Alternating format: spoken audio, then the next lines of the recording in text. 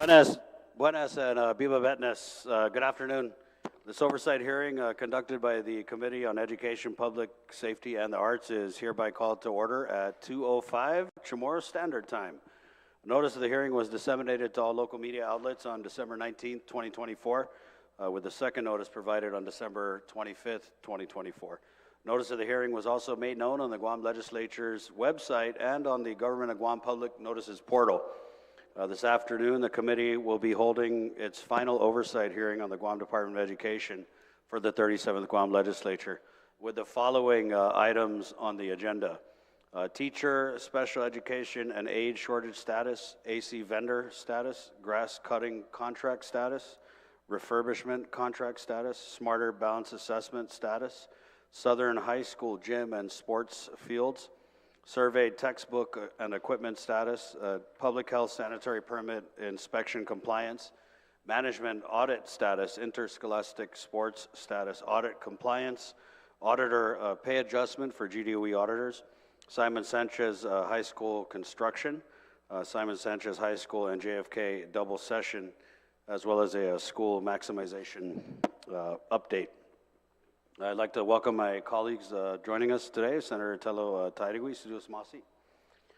And before we begin, I'd like to go over the general rules of conduct. Individuals testifying shall first be recognized by the chair before speaking and shall state their name for record-keeping purposes. Questions and testimony shall be confined to the substance or nature of the agenda. Personal inference as to the character or motive of any senator or individual testifying is not permitted. The chairperson of the committee may order the removal from a hearing any member of a legislature in Guahan who fails to observe proper decorum pursuant to the 37th Guam Legislature standing rules. Any violation of this general rule of conduct will result in the removal from the hearing by the host. We'll now proceed with this oversight hearing. I'd like to welcome the superintendent as well as his management team. Thank you for being here today. I'd also like to recognize the presence of our education board members. I know I see Mrs. G there, as well as the presence of several of the Island Board of Governing students who've signed up to submit testimony in today's hearing. And why have this hearing today? Well, it's been quite a ride the last couple years as the chair of the Committee on Education. And as you all know, Mr. Superintendent, this committee was actually mandated by the 37 Guam Legislature to hold monthly oversight hearings for the duration of the time that GDOE was not meeting public health, school sanitation, and safety guidelines. You know, fortunately, through a lot of hard work from the Guam Department of Education, of course, the executive branch agencies, as well as volunteers from all kinds of organizations across the entire island, we were fortunately able to meet that mandate and get every single school inspected, passed, and open. And so we actually had our last oversight hearing relative to that mandate a couple months ago.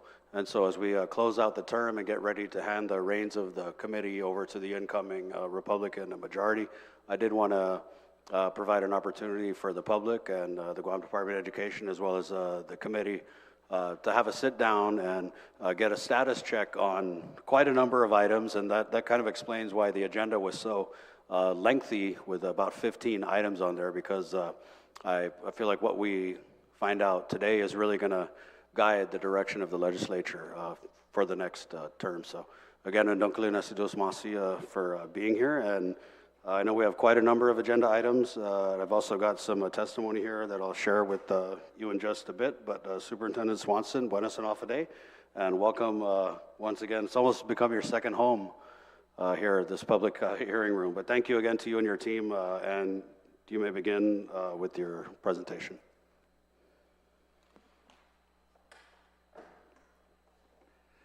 Oh, let's swear you in. Anybody who plans on providing testimony for the committee, our Sergeant at Arms, Ed Pakaigu, will now swear you in.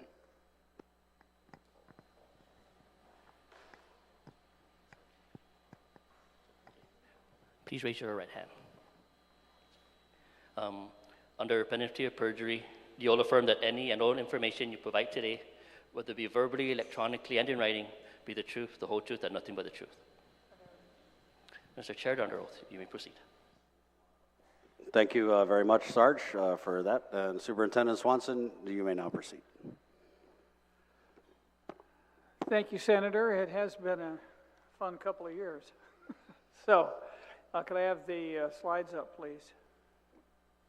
There we go. The first one, that's the welcome information.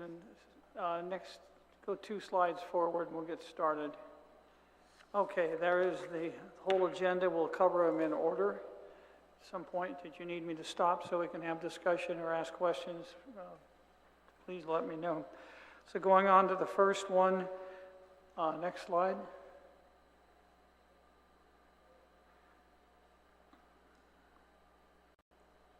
you guys want to speak to that? Okay. Yeah, Mr. Babalta will address the current status. This is something we've been working on since we started. Sorry, just giving a little moment for our AV. I think they're having some technical difficulties. Okay, we're good? Okay. All right. I don't see the slide up here. It is up on this screen now. Right. We can proceed. I have a hard copy. And so for those of you in attendance here, you can focus on any one of these TVs. Good afternoon. Good afternoon. Tom Babalta, I oversee special education. So currently we have 1 resource room teacher vacancy over at Estumba Elementary. We have a need for 378 students requiring adult support. Currently we have 285, so that leaves us a shortage of 93.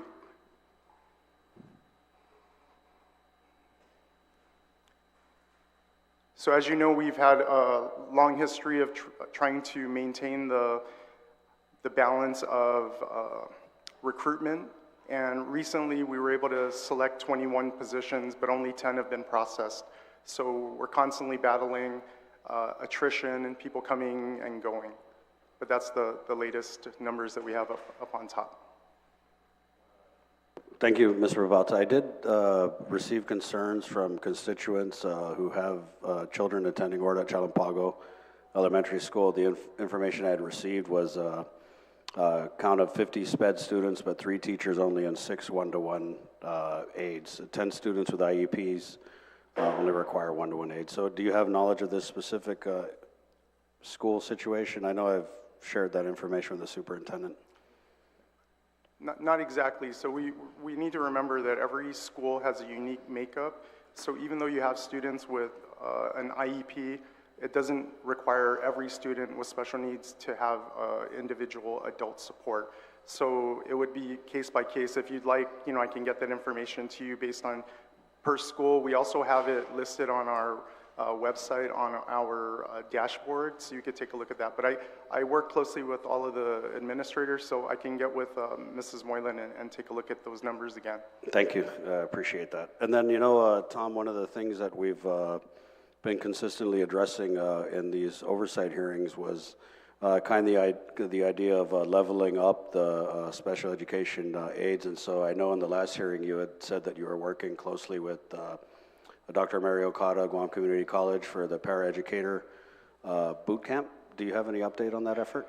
Right, so we had a little bit of a hiccup regarding the boot camp when we were working through that. So currently we are processing it through with the superintendent, and we're crunching the numbers because we essentially have to pay for a portion of this and then ensure that the individuals have a position to come into. So we have all of the pieces together. We just haven't figured out exactly how to make that fit. The other thing I wanted to point out, though, is we've been working with the School of Education at UOG. Even though we only have 1 vacancy on the elementary side, we have started a cohort of 10 teachers who will be special ed certified by this time next year. So they'll go ahead and have all of the classes, and all the way through we're supporting them with prep for the praxis and getting them to be certified fully as a special education teacher. So right now there's no bachelor's level program at UOG, there's only a master's level. So we're trying to work with the School of Education also to expand some of those programs. Right, okay, and so I was able to speak with Dr. Okada. She just walked in this morning, and the information I was provided with was that the Guam Department of Labor is looking at providing the funding for the paraeducator training, and that The only thing pending, as you had said, is the superintendent to sign off on that. So that kind of sounds like something you've been trumpeting in this term, that we could really make some headway into the special ed aid challenges, because as we've discussed many times in many different hearings, that the level of work, the level of expertise warrants a little more than the entry-level school aid compensation, correct? Yes.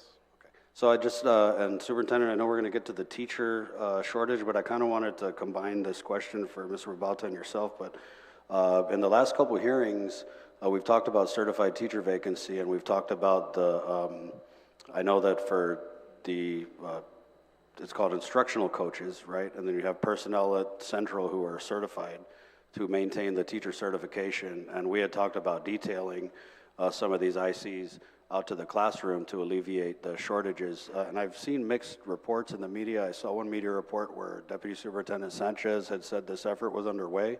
But I just wanted to get anything officially on the record on the progress of that, and if you could, please.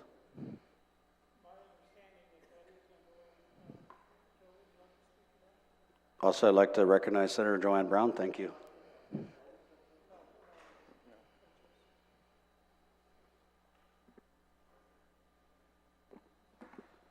Sorry, are you just talking about the SPED instructional coaches, or? Both, yeah. Okay, so what was the question? So the question was, in previous hearings, the committee has indicated a desire. I mean, it kind of makes sense if we're short certified teachers in the classroom, or we have individuals who might have a different job title but maintain a teacher certification. What's preventing us from detailing those instructional coaches, whether they be SPED or non-SPED, out to So I've actually the spoken classroom? to the superintendent about this option. We're not detailing them, we're actually transferring them to particular schools to work directly under the principals, so they will no longer be under my staffing pattern. So what's the progress on that? Because I've just been getting mixed information. It just takes personnel actions to be signed, so we'll see where we are with that. What was that? Soup, can you turn on? Yeah, the intent is for second semester, so the intent is for second semester, Okay. so we should be able to expedite those. So you haven't done it yet, but you're intending to? No, but we've already identified the schools and principals. Okay. And so what number of personnel are we talking about transferring? About 18, 19, about 18 or 19. 18 or 19, and so would that significantly impact the shortages? I don't know. I don't know what it's going to be up to the principal of those schools who are going to have them. Okay. How about on the SPED side? So their assignments. So it's a little more complex on the special ed side, because we have teacher status folks who are providing direct services. So it's a little bit different than the instructional coaches who go in and provide oversight and training and support. So on the special ed side, they actually go in and work with the school teams based on the IEP. So it's legally mandated by the IEP, and it has to happen. So, and even with that, on our side, we have a shortage. So I pointed out the shortage on the school side. Over the last 2 years, we've actually had an exodus of teachers that have transferred out from SPED Central. So we've lost about 22 back to the schools. So we've been really pushing to have most of the teachers there on the school side. And then on our side, I know that we're in transition, trying to move away from having any teacher status folks at Central. So, but we are in transition because we still need these folks based on the IEP that is put in place by the school teams. So right now we are down to 4 individuals that were considered coaches, but they are more than just coaches. They provide direct services. Okay. Thank you. Thank you for that. Superintendent, please proceed. Could we have our next slide? This is regarding air conditioning vendor status. What we're going to, the next several slides we'll talk about, it's got a lot to do with money and equipment. So.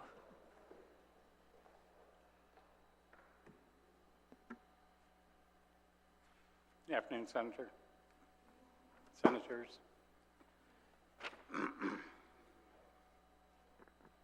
Can you hear me? Yes. So what's before you is the what's been installed for both split units and tonnage units with this contract. And the breakdown on the first slide is the locker region.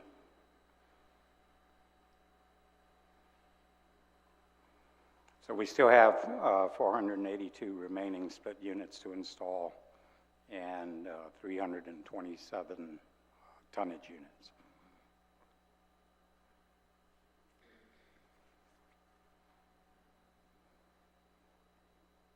On the second slide, you have the Luchan and Cotton regions.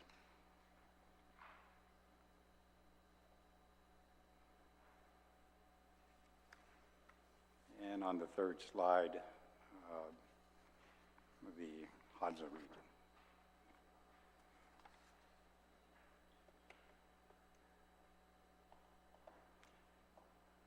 The vendor's trying to get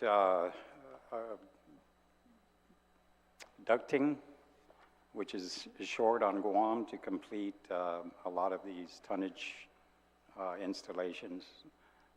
He's ordered it, it's supposed to come in at the end of this month, and just as one example, he'll start installing Tamuning Elementary's cafeteria tonnage units in early January.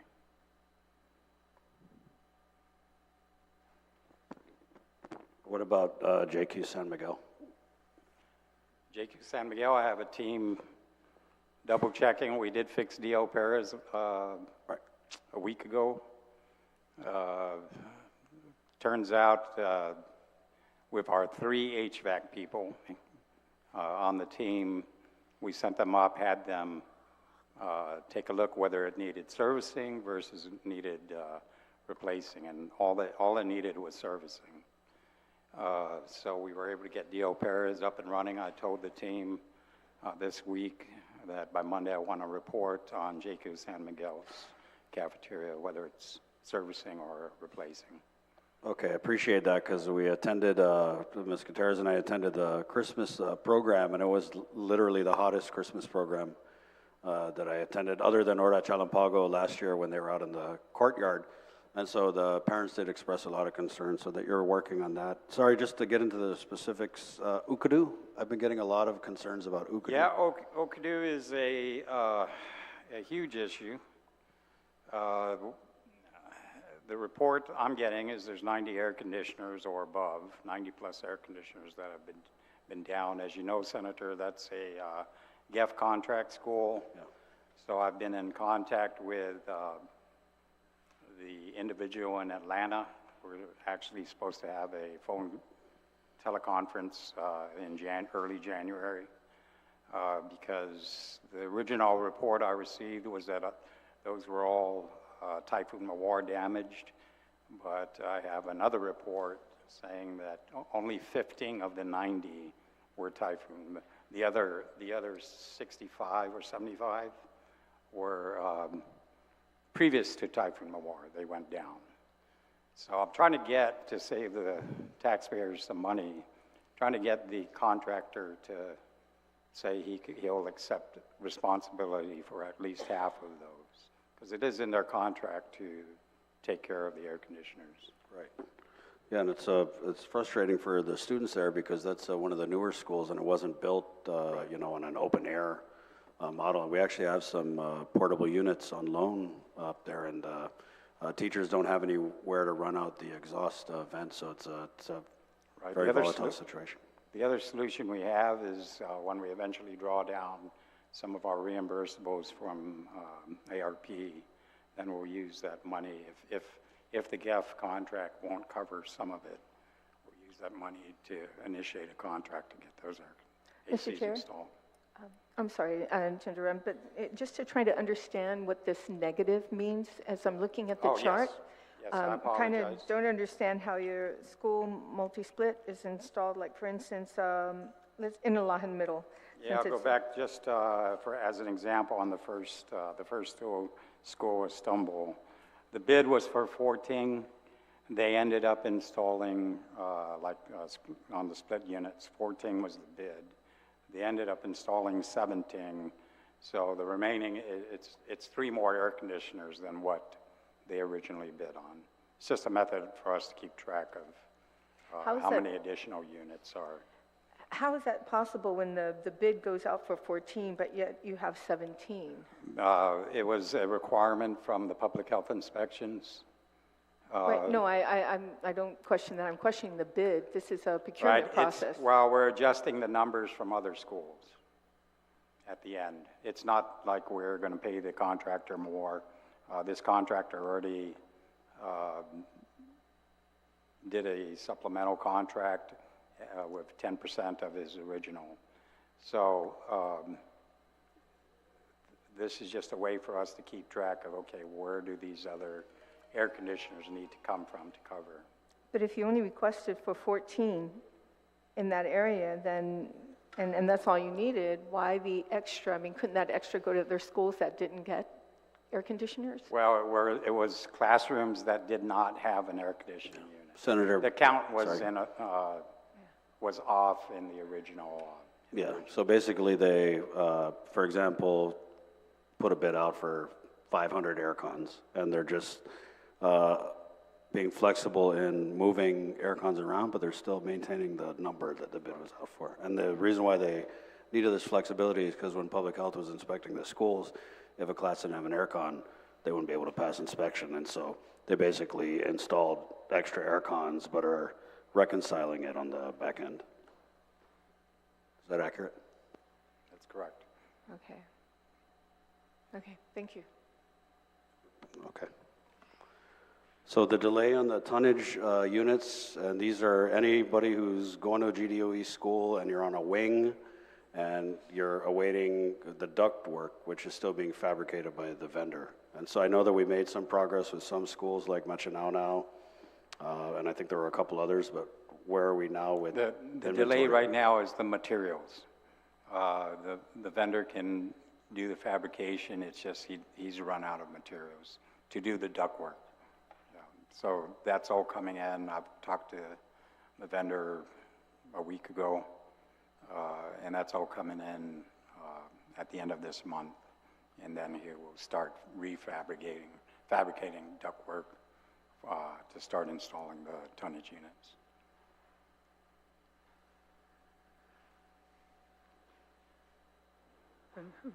Continue on to grass cutting, Grass? our favorite subject.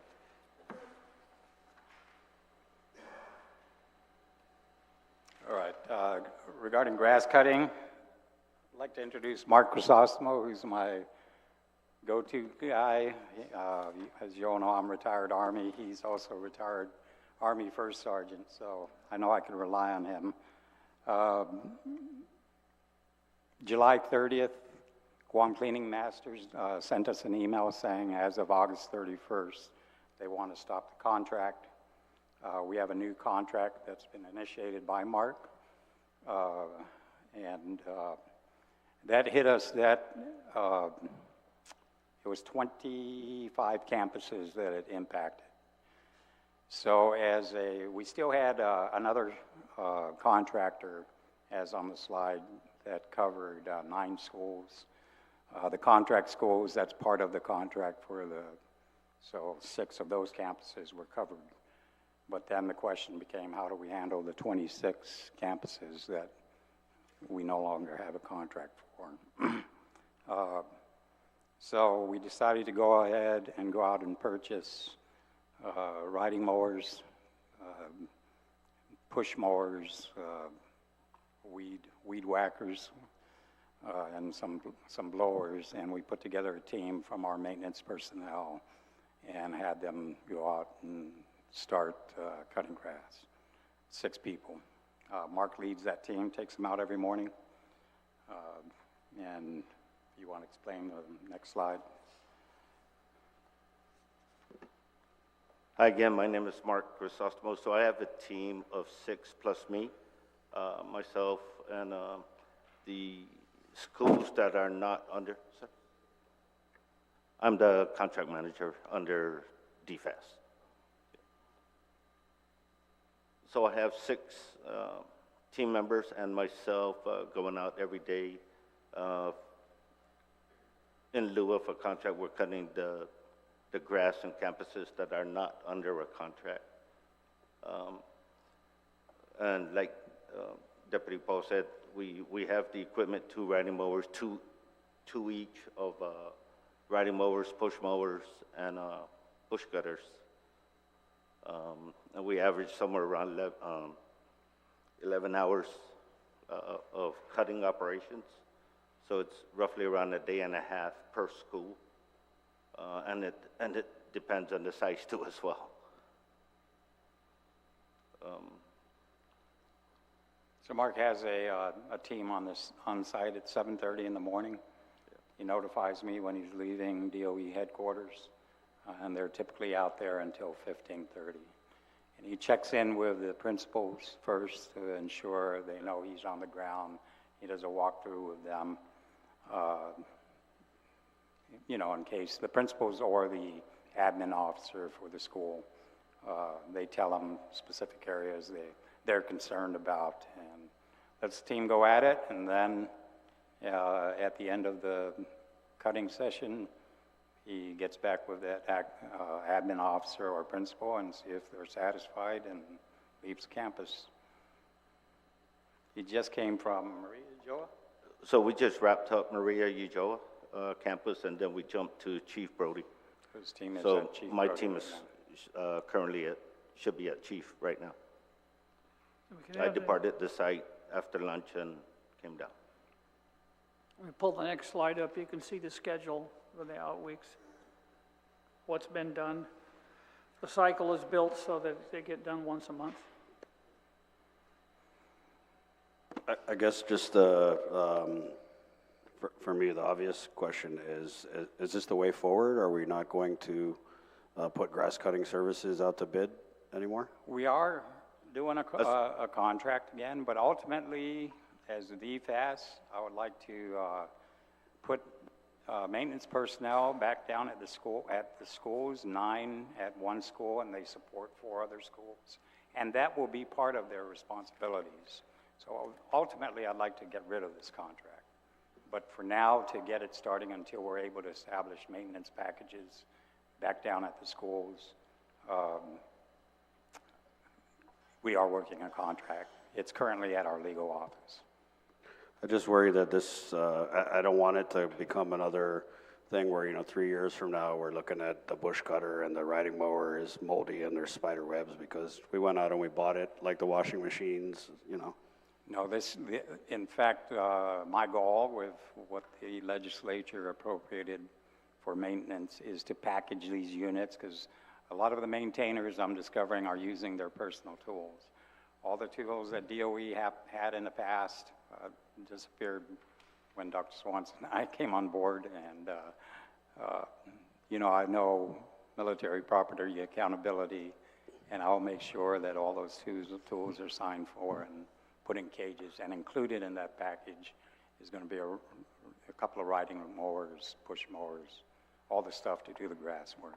I appreciate the quick pivot. In fact, our office, they asked us to go cut LBJ on Monday last week because someone sent me a picture, and Lana, the grass was taller than the student, but then we had heard by the end of the week that you guys had stood up a team, as you're reporting here, out of facilities and maintenance to kind of target these schools that don't have a contract anymore. So that's definitely appreciated. Mr. Chair? Yes, Senator Tide, you're recognized. Yeah, I do like to ask, is there any of the mayors that have volunteered to assist any of the schools at all? There have been several mayors that have, when we had the initial gap, when Guam Cleaning Masters, the vendor, said they weren't going to cut anymore. We're trying to figure out how to solve the problem. And a lot of the mayors jumped in and helped out. Is there any particular village mayor that is currently now just still assisting whenever needed? Is there any? I can't name a specific mayor, ma'am. So there's none? No mayors have volunteered to assist? I don't want to say that. I just am not aware of it. A lot of them are going directly to the principals and coordinating grass cutting with the principals. Senator Brown, you just want to... Well, I don't understand. And since you're taking care of the maintenance and the grass cutting, you should know that, what mayors are doing it. I don't have that information, but I could find out. You're right. Yeah, I'd like to Senator? know which mayors they are. I Yes, appreciate ma'am. that. Okay. Okay. We'll get the information, Senator, but it's my understanding that years ago, some of the mayors did do some of the schools, and then it was bid out to the different vendors. But I know that I'm hoping the superintendent has plans to re-engage with some of these new mayors who are coming in, and any way they can assist in the villages, we'd appreciate that. But again, it was, I think the conversation was that the mayors had so many responsibilities, cutting the schools was one that they just weren't able to meet. Yeah, and I think, Mr. Chair, the first thing you would like to do is actually go to one of the mayor's councils meeting that they have, monthly, and, get on the agenda and ask for that assistance. It's as simple as that, and then once these mayors they can actually give you a commitment right then and there, and that's very helpful for the schools especially. Thank you, Mr. Chair. Thank you, Senator Teichway. Senator Brown? I just want to follow up on the recommendation by Senator Tello. I just think we need to be mindful also because the mayors have a lot of demands on them, and the amount of funding they actually receive, Mr. Chair, for their own operations to even purchase fuel is actually quite limited. So they also have their village responsibilities. As you know, some villages are larger than others, and I think we also need to do that. If we want the mayors to take on or have a consistent role in providing assistance to cut grass at the school, then we're going to need to increase their budget with regards to, their mowing equipment and the fuel that they need. Of course, they're all going to argue, and understandably, just the capacity they have with their staff is limited. So I just think if we want to augment it through that means, we need to address funding either way, either directly to DOE for this purpose or to the mayors to facilitate assistance. Thank you. Senator Brown. Superintendent Swanson, also I know that during the preparation work for inspection at Price Elementary School, the Department of Corrections provided labor, and they actually do have a quote-unquote workforce that's comprised of inmates, and they go out and they bush cut and all that. So I know that I've asked you to initiate an MOU with DOC relative to the washers and the dryers, and maybe you could also do the same and have them provide grass cutting services at, let's say, Price Elementary or any other schools that are kind of in their vicinity, just to shave off some of the cost of that. I have been made aware of the offer to consider using inmate labor. We have to be really cautious about how we do that. Right. But it is a possibility, and we are considering it. They don't let the hardened offenders on the work release team, and then I think you could also have them cut it on the weekend. I understand the allowances. There's a number of liabilities Right. involved that we have to be cautious of. Thank you. So, okay, that takes care of the grass. We're looking at slide number 11. Is Nick here? No, he's not. Okay, on our refurbishment contracts, we have a total of 12 that are let. We have five campuses that are active right now. GW High School, Agueda Johnson Middle School, Ordot Chalampago Elementary, JQ San Miguel, and CL Titano. The contractor is at different phases of work on each campus. They started, the very first campus was GW, and that's also where they've set up their operational center for the project. The work includes crack and spall repair, including roof coating. So the cracks are in the roofs, and we've dealt with all kinds of leaks over the years. So they basically have to strip everything off the roof, find the cracks, repair them, and then seal the entire roof. That work is finished now at GW and at Agueda Johnson, but that's the first thing they do is take care of the roof piece. But the other part that they're doing is a complete restroom restoration, and that is stripping them down to the concrete walls and starting over. So all new plumbing, all new fixtures, new finishes, and everything that currently meets the health department standards. Then there's walkway and canopy repair and new construction. So we have areas that don't have canopies, they'll have them added in this project schools, and then repair all of the existing ones. Exterior door replacements, and that is putting in aluminum doors that meet ADA requirements on all exterior doors from classrooms and storage areas and facilities on the campus. And then the electrical upgrades are electrical service upgrades to be able to support the electrical service that the building pulls, because some of our older buildings, those campuses, were designed before air conditioning and a number of other things that we use to draw power, so that's the upgrade in that.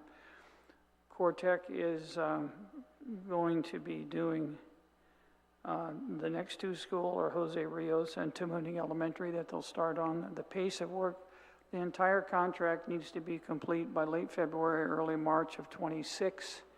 That allows the late liquidation period for, this is an ARP-funded project, $125 million for these 12 schools. And that all has to be completed by early March of 26, so the funds can be drawn and they can be paid. But so far, the contractor's been really, really great to work with. They coordinate very closely with the school administration.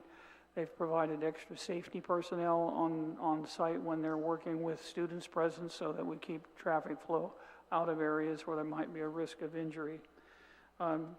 Their cooperation with our folks have been first rate, all the way very, very happy with the work that's going on. You can see the list on the right-hand side, the total 12 schools, school campuses that will be done, and they vary in range of cost from $5 million to $20 million, depending on the condition and when they examine the buildings to do the bid. It's going, it's working, I'm happy with that, and it's not fast enough to suit anybody, and we would like to have done all 41 campuses, but that funding was way out of reach. Yeah, I did have a couple questions about that, but first I'd like to say it's encouraging. When we attended JQ San Miguel's Christmas program, I got a lot of comments from parents because there's a whole bunch of Cortec personnel there working on that school, and they actually have a meeting before they hit the school for the work day, and so a lot of parents were telling me that it's encouraging to see this effort focused on so many of our schools. But I think when this news came out, the concern I had wasn't necessarily which schools were included in the refurbishment project list, but more which schools were not included, specifically southern schools like Inalahan Elementary School, Inalahan Middle School, Malesa Elementary School, Talafofo Elementary School, MU Lujan in Jotnia, and of course, Southern High School. So just for the benefit of the public, and I know that we have IBOGs who want to provide testimony, I just ask that you wait until after we conclude the superintendent's presentation, but just for the public, if you can explain how Southern High and these other schools weren't concluded, and if there's any remedy moving forward to have work done, whether it be refurbishment or renovation at any of these schools that I mentioned. Yes, we do. To address the first two, Inalahan Middle School and Southern High School, those two schools were in the initial project, and we had them in the pipeline to be the ones that would be done because there is a significant level of need at both campuses.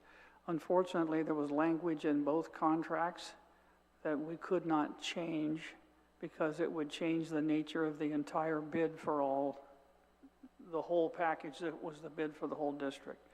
So when at the AG review is where that failed. There was an issue with the electrical part on the Inalahan Middle School campus, and then the canopy and roof language on Southern High School. And we were not allowed to be able to pull those out and amend them, or even we had proposed removing that part of the contract, and the AG's office wouldn't allow it, so we had to pull those two. The only way we can service them is go back now and let individual contracts for those segments that we can find the funding to do.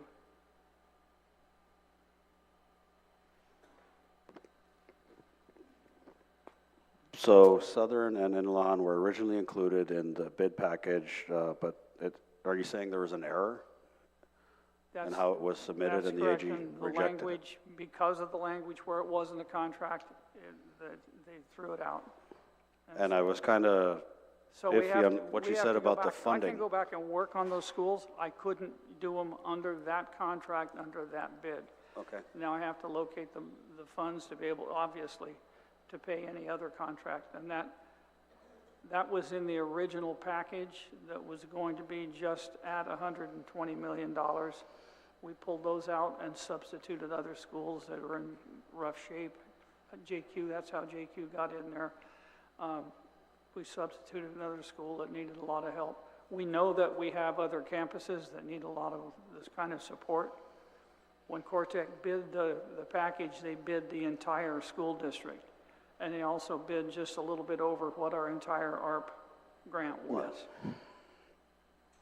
And so we'd already committed about half of that money in other places, so we couldn't go to that limit, obviously.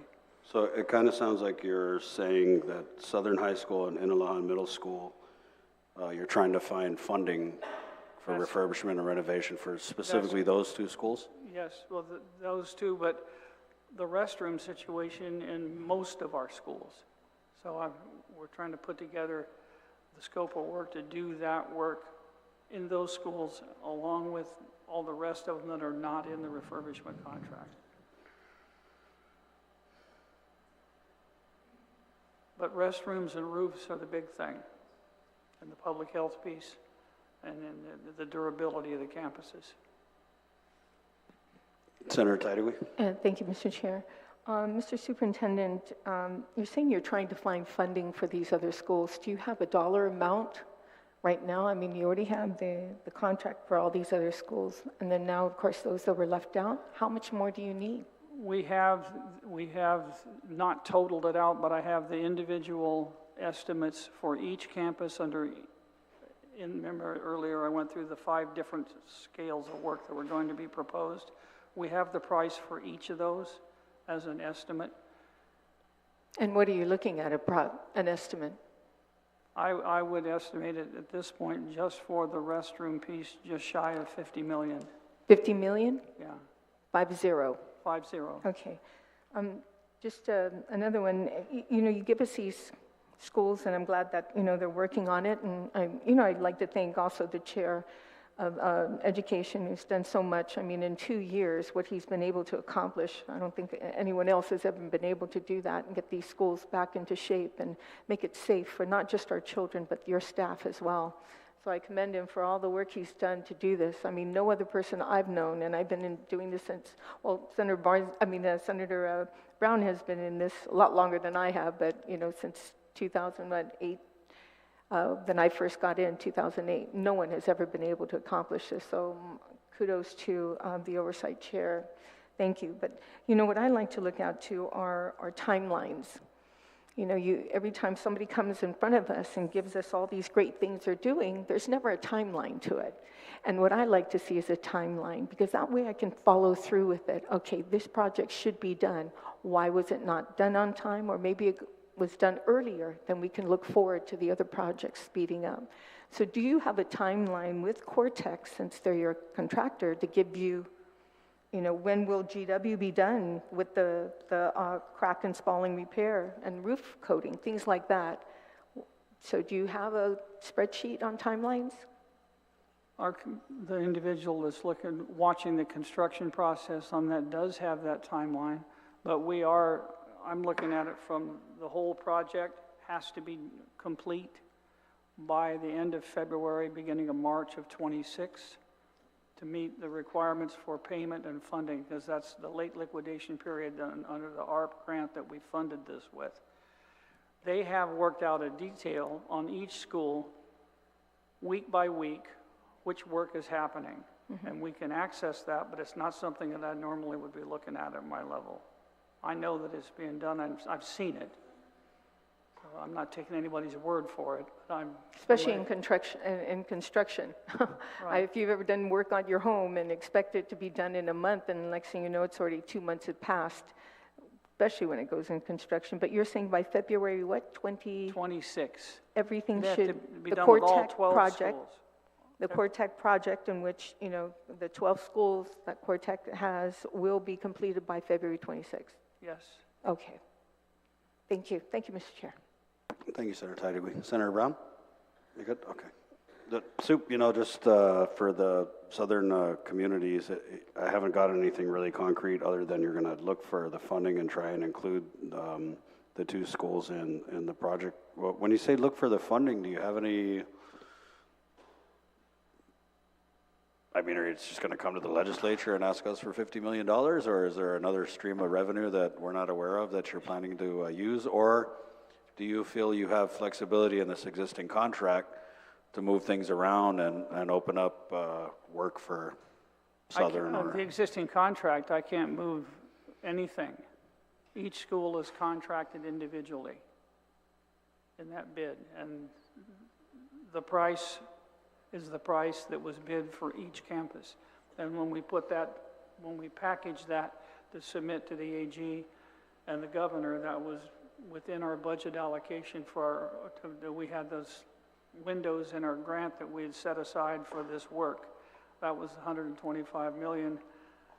I would have been able to do a few more schools, but the last group of schools that were in the package could not clear the AG before the end of the fiscal year. Our ARP deadline is not the same as the governor's.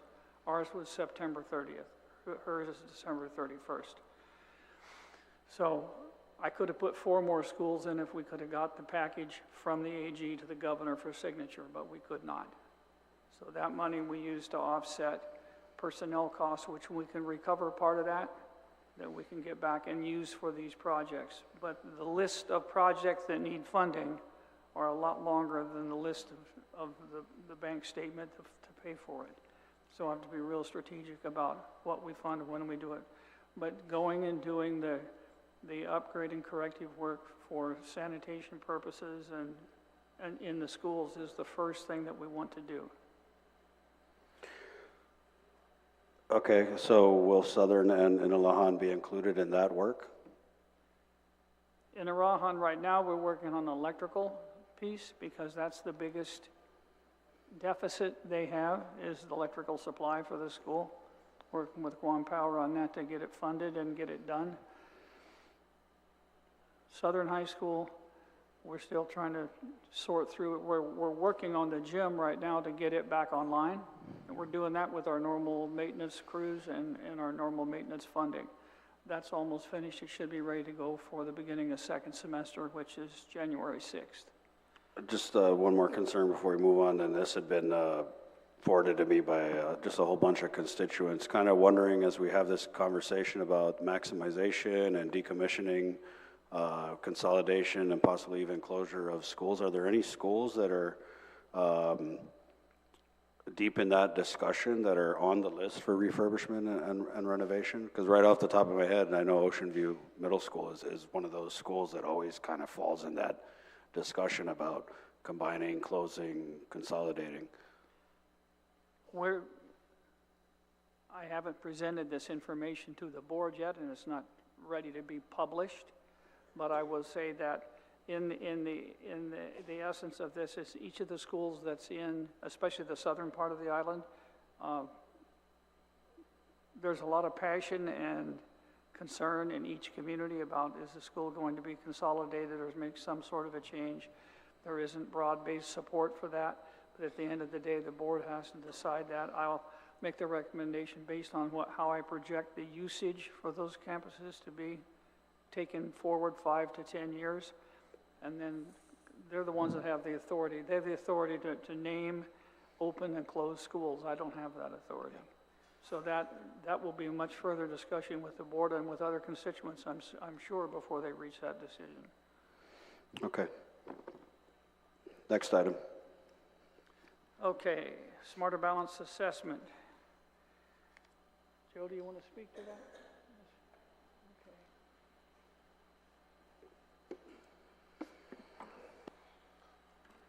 Hello, good afternoon. So we weren't sure what specific questions there were, so we just provided kind of an update for implementation of this project. We're very happy that this project is off the ground because it is the first time that Guam is participating in an assessment that's actually done nationally. So we've done the SAT-10 for many years, even when we were in school. Those are really based off samples of students, right? So it wasn't really taken by every state. It was based off of a comparison of sample of students. Same thing with ACT Aspire, is it was also a comparison to a sample of students throughout the United States. In this particular case, you can actually compare us to other states who take the test, for example, Hawaii, California, Washington, and so on. So basically, we do have an active contract. So last year was our first year taking the assessment, and that was what the superintendent utilized in his latest State of Public Education report. So we're going to be continuing using this assessment moving forward. The schools have all been given access to the reporting system, so that continues to be built. For example, when it's presented to the principals and we go through our process of analyzing the data with the teachers, they basically come up with recommendations about, hey, can they provide it where they provide this statistic? Can we look at it over this amount of time and so on? So we're making those tweaks and making those recommendations to Pearson to see if they could provide those additional reports. But the basic reports are all provided. Those include proficiency levels, and when there's a second and third year, there'll be trend data that is provided to them. And the information is provided both at the school level, district level, of course, school level, and then at the teacher level.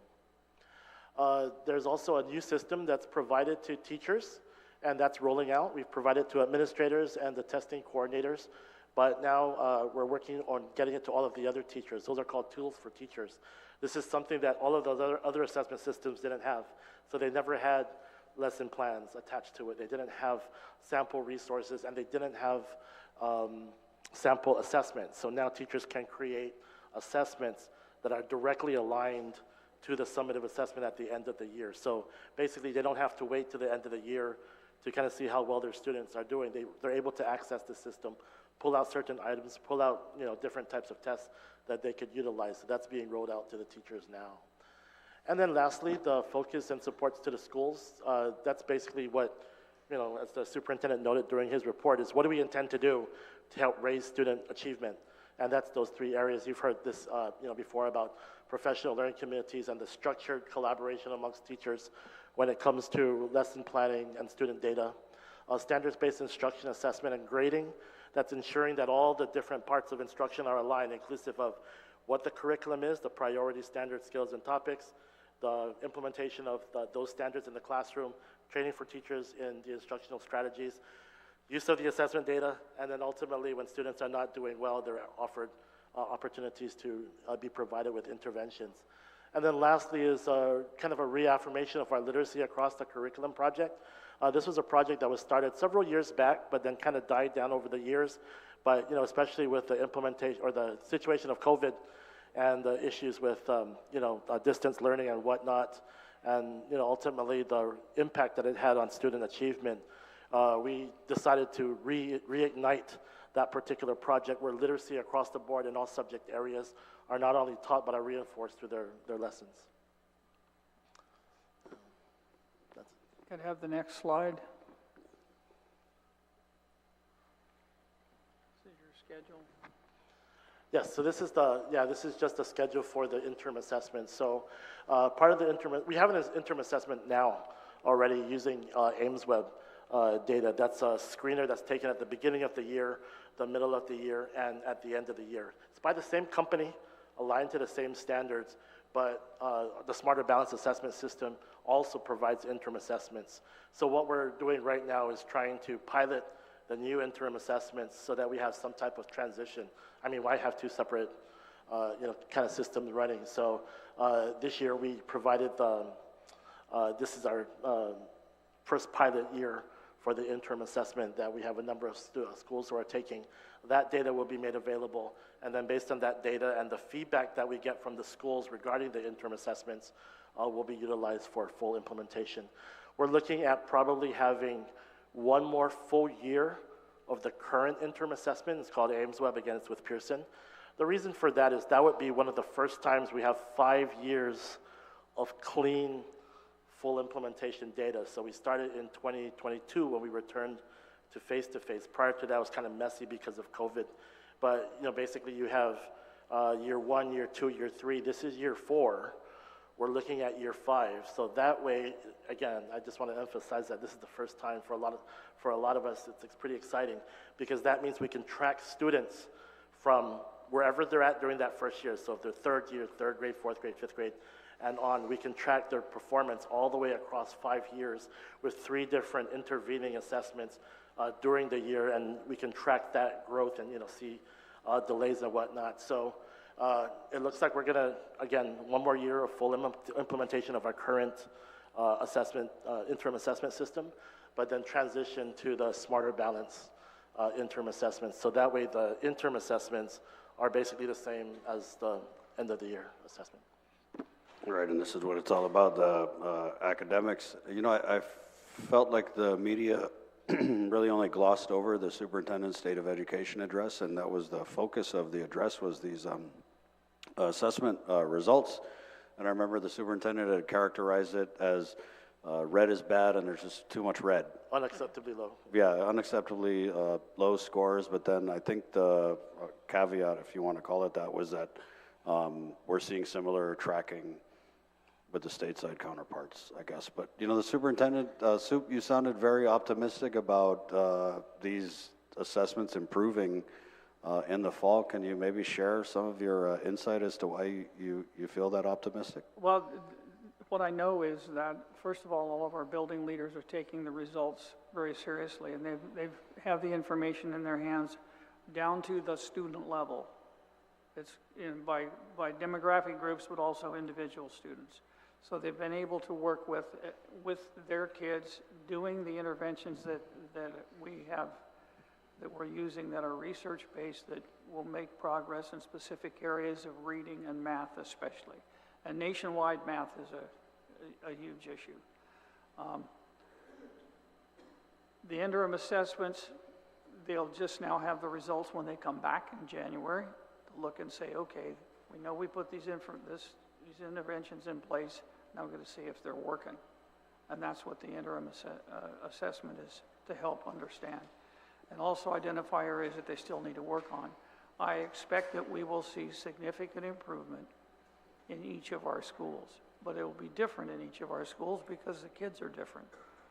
So the challenges are different. And right now, we're trying to establish good baseline data and understand we know what we're doing. We really need to get that second picture, the one that's going to happen in March, to see how much progress we've made.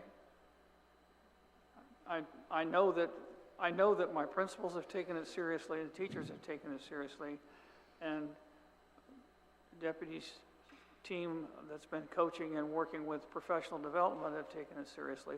We have to wait a little while for the results, but I think we're seeing some encouraging signs.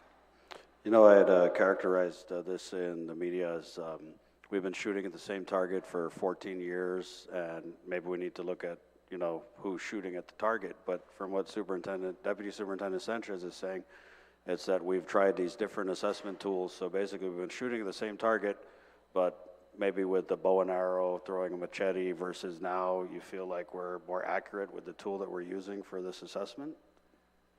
I think so. I think it gives us a better picture, and it certainly gives us a comparison against the same standards that the rest of public education, or private education too, for that matter, is using across the country.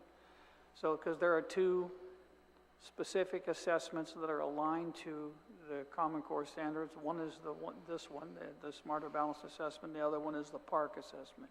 And it's a 50-50 choice across the country as to which one states use.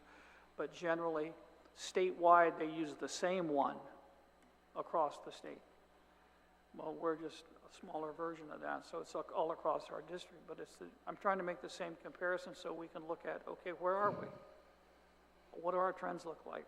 I know that when I meet with state schools officers, we are talking about the same challenges.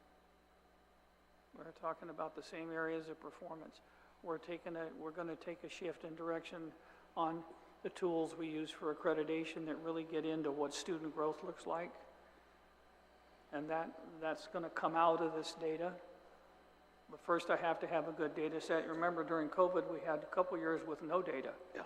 And so we're trying to build that foundation. And I'm figuring and behaving this way, in that the end of COVID is our starting point. What happened before was just before. Now we have to look and see what we have. And I'm hoping that we have a whole lot better results at the end of this year than we did last year. But that this was a year for baseline does not surprise me, because this was also the first time we've done this whole assessment on computers. Before, it was a pencil and paper effort. It's a whole different change.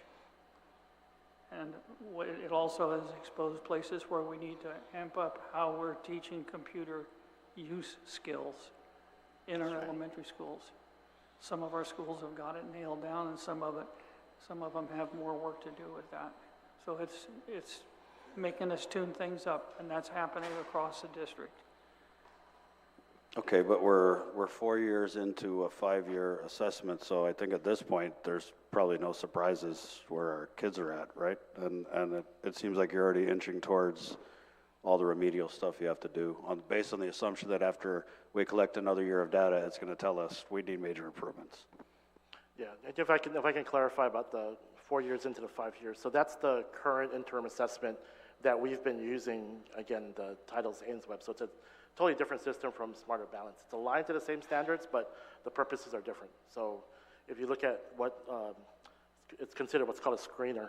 So you're looking at basic skills. So it is helpful for us, because when you look at that particular assessment, the interpretation of that data is basically, do the students have the basic skills necessary to succeed at that grade level?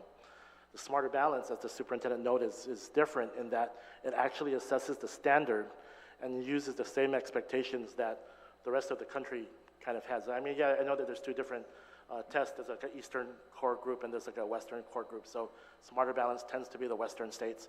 But generally, it's focused along the Common Core standards that we've been kind of shooting for. And I think the way that you characterized it regarding the assessment is correct. I don't want to say that, you know, this is kind of like the Holy Grail or the best thing that's happened, but previous assessments do not have the resources attached to them like this does.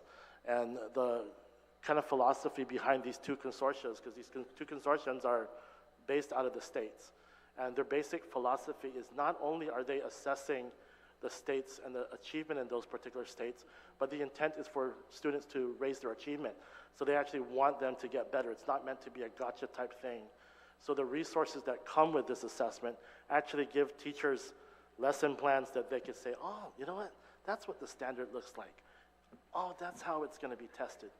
Very different from previous resources where now when you look at the assessment, a common response from some of our teachers is like, wow, that's what they're being asked to do? But the good thing about that is now that they see what that standard is tested like, they're able to adjust their instruction. And that's something that Guam hasn't had a chance to do in years. Smarter Balance has been around for over 10 years. Yeah, we never had the ability to participate because we never had the technological capacity. We didn't have enough laptops, we didn't have the internet. But really now we can actually avail of all of those resources, everything from lesson plans all the way to the sample assessment. Sorry, I can get kind of wordy on this. No. I like it. Get into the weeds on it. And it's interesting to see the evolution of just the curriculum. I presented a retirement resolution to an outgoing principal at UP Elementary this morning, Mrs. Salas, and in the resolution, one of the things that she was responsible for was assisting with the rollout of the direct instruction curriculum, right? So to see this evolution after all these years, I mean, I really hope this Smarter Balance is the one, because I know at one point we were saying DI was the one. So I'm encouraged. It sounds something like something we should definitely keep an eye on. Senator Aide. Thank you, Mr. Chair. Yeah, I'm pretty excited about this. I mean, we're moving into an area where technology is going to streamline a lot of information. And that not just includes the students, which this Smarter Balance, you mentioned 3 academias. What 3 are they that they're being assessed on? Say it again? Math, what are they? Oh, yeah. English language arts, which is reading and literacy at the same time. Math and science. And science. Okay, so, and it's pretty much the same type so math and science, English language arts, reading, math okay. Now, does this particular program that you have going, does it also assess teachers and follow teachers on how they, like the production of students coming out of their class? I mean, whether their students are actually learning in that particular class, does it go as far as assessing teachers' progress? So it's not, and the outcome of their students? It's not designed to assess teachers, but what states and districts have tended to do is you can disaggregate it by teacher.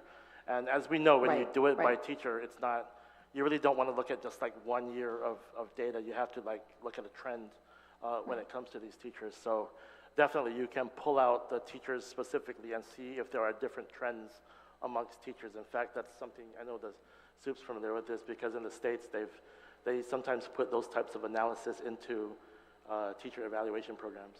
Right, exactly. And I think that's very as important, as, assessing the students, because, well, one teacher has an influence on, 26 students, and that, I mean, if you can boil it down to the issues. Now, the question is next, is once you assess these students and find out they're not progressing, certain areas are not progressing with students, what's the game plan after that?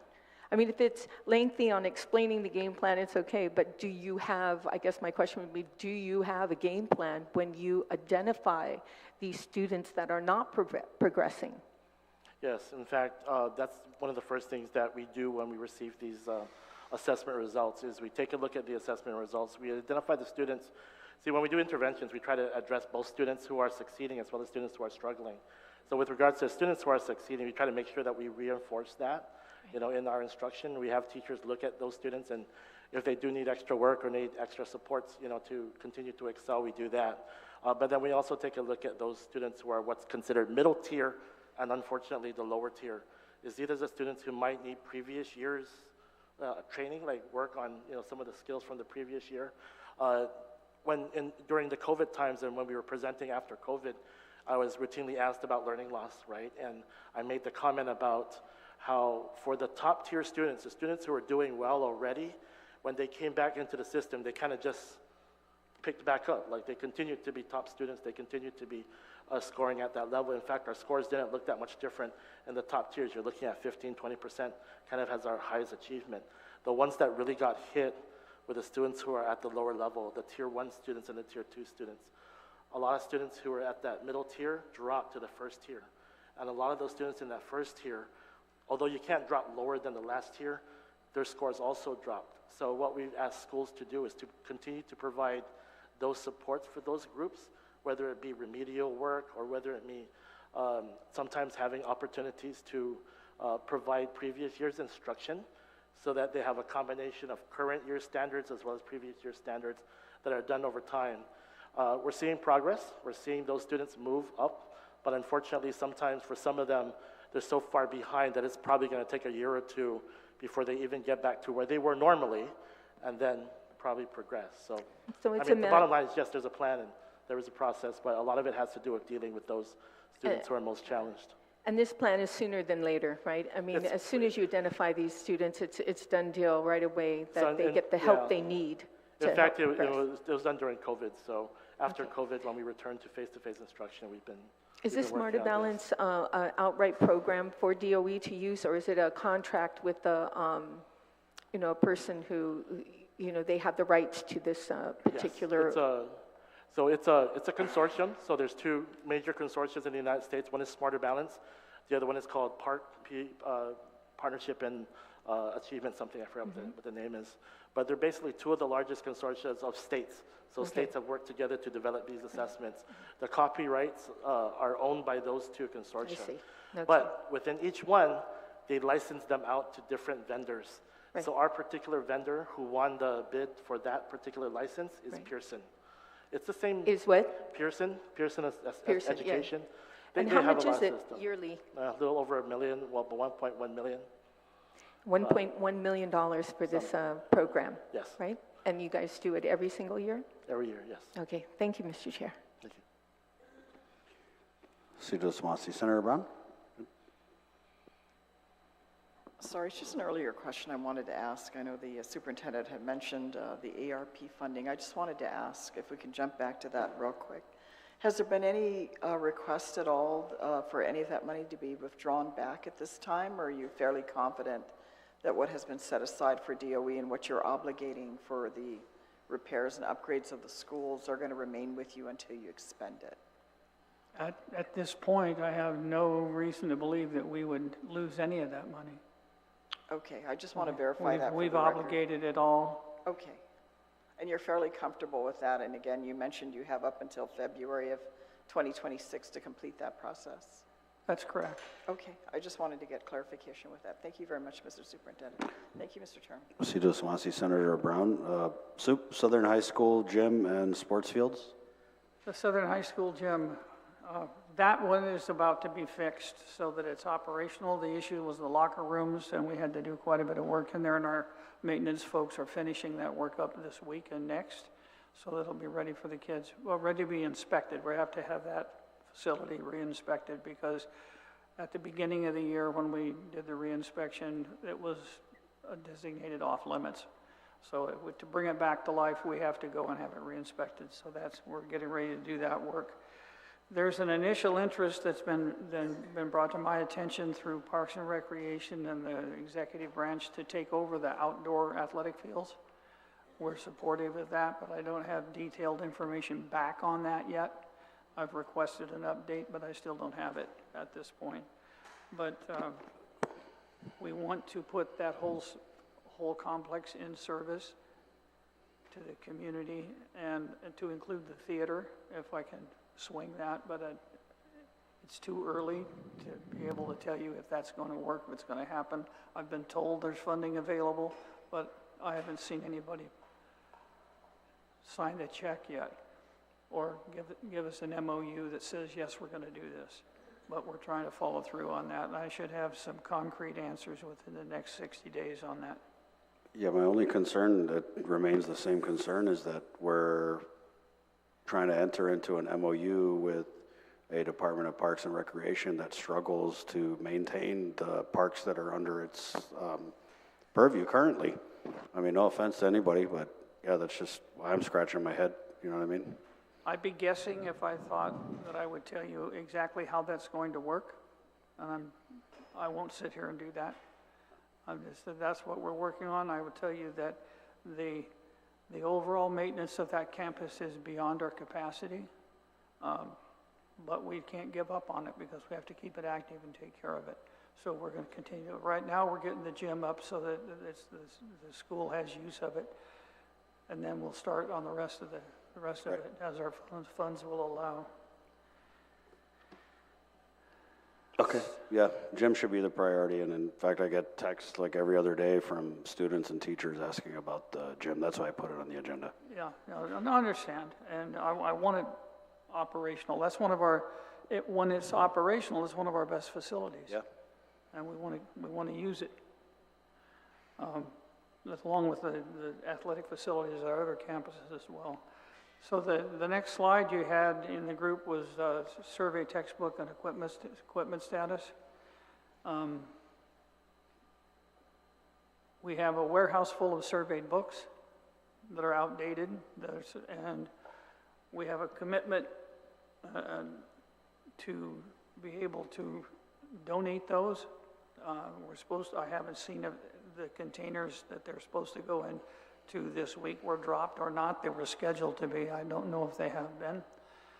So the parties that are interested in that can have the opportunity to come in and screen it. We will go back out. We're going to do another cycle because as we clean our schools, we find sometimes books that have been around a while. Anyway, that they all get surveyed and taken off of our record. They're available for public examination.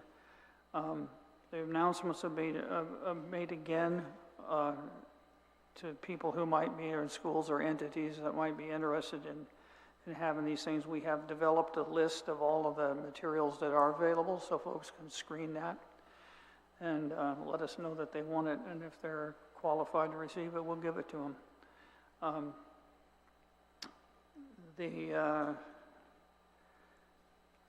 That's about it for that. We're going to talk about audits in a little bit, so that's. I just wanted to ask First, I know that you surveyed a bunch of chairs. What happens with those chairs? And other equipment that you survey from Central, are those pieces of equipment offered to the schools? They're supposed to be. Is that the SOP on that? There is one, yeah, for property management, yes. Okay. I just And heard that's that they supposed to be weren't. done. It's supposed to be done internally first. And I know we have needs in several of our schools. And there was a couple issues on the textbooks, so I just have got communications from staff around different schools that, and maybe you can clarify, say that they're still getting books that they don't need. And I was just offered today to go to a school, and they want to show me the classroom where they're storing all these books that keep getting delivered. We can talk about books, Joe. Yes, we're actually in the middle of delivering materials. Actually, they should have all been completed already. So earlier we talked about how there is an overorder of the initial round regarding English language arts books. And those English language arts books have consumables also. So what had happened basically, and this is under audit, so I know that this is being discussed regarding the textbook audit, is we're working with the vendor so that we spread out the delivery of the consumables. So the consumables, because when you order the large book or the hard book, you're going to get an overage of consumables also, and that's what the schools are storing. Now, we are communicating with the schools. There's a textbook Can you just clarify what you mean by consumables for the public? Stuff that you use and you can throw away. So the student will take it, they would use it, and they take it Like a home. workbook? Like a workbook. Okay. Yeah, any workbook, reading book, whatever that they take home that they would eventually keep and throw away. So again, when you have an overage of the hard cover, you get more of the consumables also. So the schools are getting, in some cases, double of what they need for that. And we're just telling them to hold it because, number one, next year you're going to need them again. And two, we are working with the vendor to take the 5 years, because we only get those for 5 years. So, the logic would be that, after 5 years, if we can't afford to pay for them, then we're going to not have them anymore. So the idea is to try to spread it out over a longer period, so that way we're not getting too many all at once. And the vendor does seem... How much is the over order? In some cases, it's double. Double the per grade level, yeah. And that's actually up until 5th grade. So the other concern I had about the textbook issue was that been in communication with the Office of the Public Auditor, and they're telling me that the Guam Department of Education has not complied with requests for documentation relative to this textbook, so they can't proceed with the audit because they're not getting the information from you. That's entirely contrary to the information I have, because on two occasions, I've requested from the public auditor whether or not they need materials, and I've received no response. So there's something not right in the communication you're getting.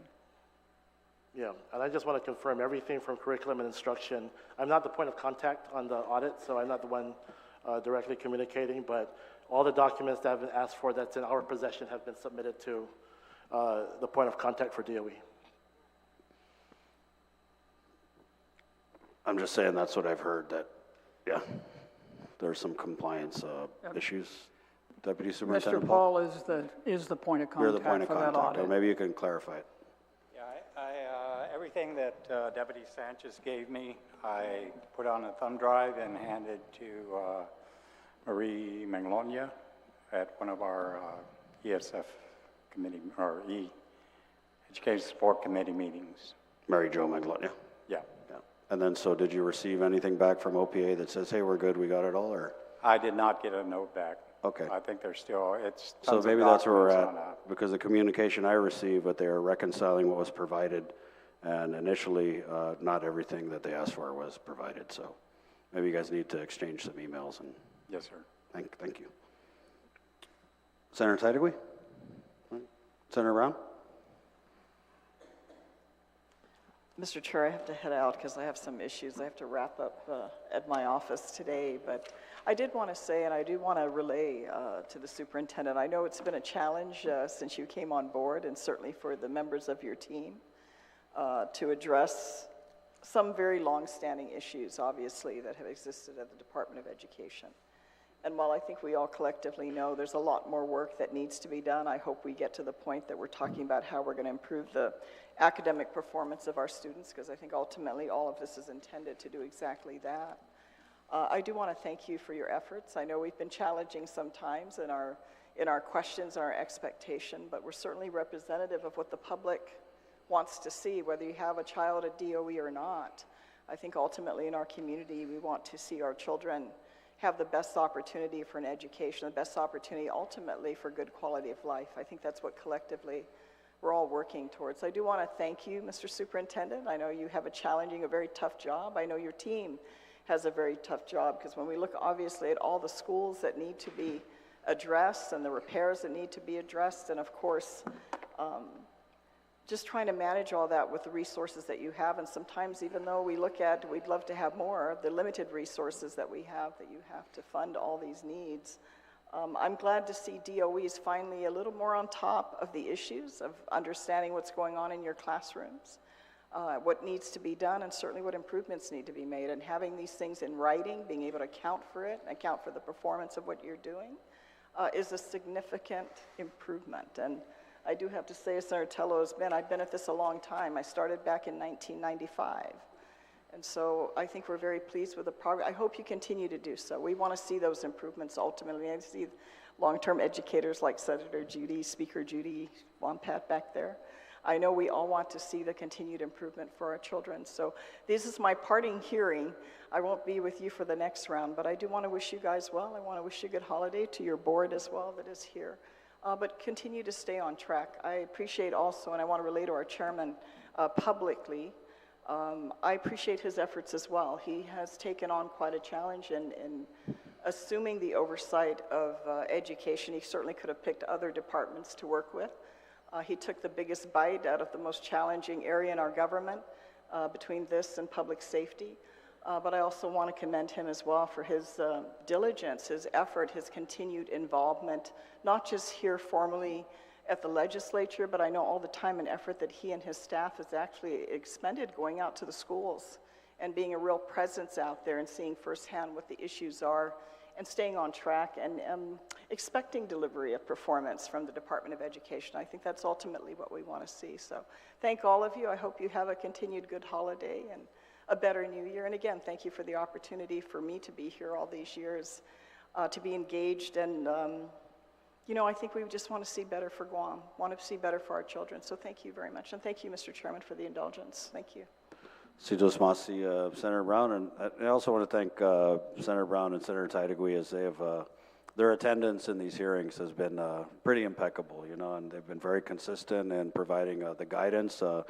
I mean, everybody on this committee has a lot of experience, and I've been guided by that experience. You know, I want to borrow a phrase from the superintendent. He likes to say we're all crew, right? And so that's kind of the approach that we try to take with this committee, is to really get all hands on deck and, you know, show up to bush cut when we got a bush cut and be here at the hearing to ask the questions about the finances. Whichever way we got to go, we go there. Thank you, Senator Brown. God bless you.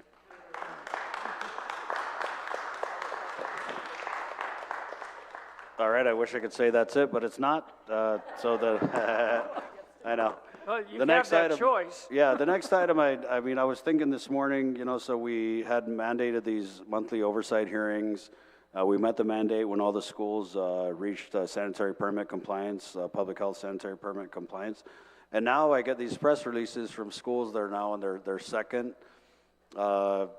annual inspection renewal. And, you know, I think this is weird to say, but it's good news that the media doesn't even cover some of this stuff anymore, because they've kind of gotten used to this standard that, you know, we fought so hard to put in place. And, you know, of course, wouldn't have been able to have been done without the Guam Department of Education and everybody who volunteered from all the branches and all the community organizations. But, you know, I sat there this morning thinking about this last hearing was today, and I think that's progress. When you have an issue that's on the forefront of everyone's mind in the beginning of this 2-year term, and now, honestly, no one's really talking about sanitary permits because we've kind of become accustomed to the effort and the results that go into getting these inspections conducted and passed. So I want to just commend you and your team. You've been very supportive of this, even when the law didn't require you to move forward and get these schools inspected and passed. You still did that, and so I appreciate that. And a lot of the progress, wouldn't have been able to have been made without the leadership of yourself and, of course, the Board of Education. So, thank you, and please proceed. If you look at slides 16 and 17, those are the schedules of inspections. We are done with the initials, and we are now well into the cycle of reinspection. And what we are doing is, the target, as I said when we started, and when we're going to start into the second round, I want to get a better grade than we did the first time around. So that's really like the Smarter Balanced Assessment. That's the same goal. We're going to raise the ante each time. Now, my schools, the few schools that did get A's on the first round, they're going to be challenged to still improve their score. So we'll see if anybody hit perfection. I do know that to a person, everyone that works in one of our schools can inspect a facility anywhere on this island and give it an appropriate grade. It's become a real badge of honor, for lack of a better term. But anyway, those two slides show the schedule and the status. There was some confusion earlier when we saw a certificate date and inspection date, because the certificates were issued in batches on the day that Public Health received the check. Right. So that's why, so we're going by the calendar anniversary of the last inspection. So let me just interject, that was one of the bills that this committee had introduced, I authored, and we were able to get that passed by the body. And that really, I think, avoided a lot of logistical issues, because as you recall, before that law, all of the permits expired on the same day, which I believe was June 30th. So it created a scenario where today every single school was permitted or whatever, then tomorrow they were all in need of inspection. So I thank you for that. It was an easy, I don't want to say fix, but the effort to get it introduced and passed and supported by the body and eventually signed by the governor was something I think that... I have to thank the body for doing that, because it makes it a manageable requirement. It takes, what we have in place is a team of between 6 and 9 maintenance folks with a supervisor, that their primary role is getting the school ready for the next inspection. So they're out a couple weeks ahead of the inspectors and working with the staff at the school. And the other part of it is we're also having to learn whose responsibility is what when it comes to taking care of a campus. We also know that it takes more than the staff we have. So the parent support, the other agencies that have stepped up and helped us out, we could not have gotten there without that extra help.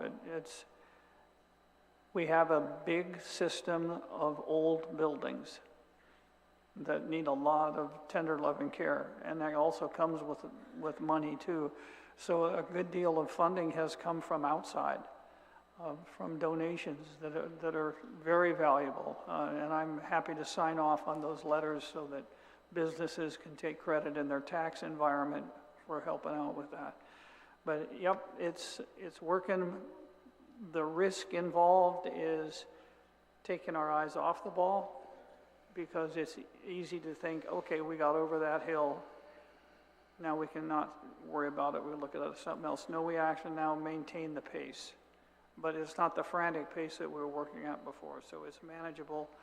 Our target is to do 2 or 3 schools a month, and then when we're in the summertime, not be doing inspections, but doing significant repair work when the kids are not on campus. So that's the target. We'll see if I can maintain it going into the summer months. Agenda item 11, management audit status. Okay. Last year you passed a law that modified section 3103P of Article 1, Chapter 3 of Title 17 of the Guam statutes. The RFP is prepared using the Section P language, plus some from the old Evergreen law audit. That is in legal right now, being evaluated to be put out on the street for bid. So we will have the results of that back, I would say late February, early March. So that's, we'll see. The Evergreen audit give a list of things for us to do. This is going to give us another one. I'm Correct. looking forward to it because there's some questions around how we're manned, how we're staffed, how we're organized. That this will be very helpful in our work going forward, because as you know, we're in this right-sizing mode anyway. If there's a better way to skin this cat, I want to know what it is, and this will help us with that. I'm looking forward to it. Thank you. This is another piece of legislation that I was able to get passed with the support of not just the committee, but the body. And again, the intent obviously was to take a look at the management practices of GDOE, lay it out on the table, and then see where we can enjoy savings that hopefully will go back to the classroom. So that's good to hear that the vendor solicitation is at legal for pre-publication review with the audit to be awarded in January, and you're anticipating audit results findings by the end of February? Right, end of February, beginning of March. Okay. Interscholastic Sports. I appreciate a lot of the information that I had put this on the agenda because I know that there was a little bit of a tussle with the basketball season, and I think it was relative to the officiating and the combined play of both ISA and AAG.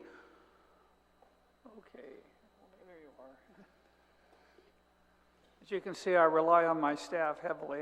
I know a lot, but I know enough not to open my mouth sometimes. Okay. Good afternoon. My name is Barbara Adamas.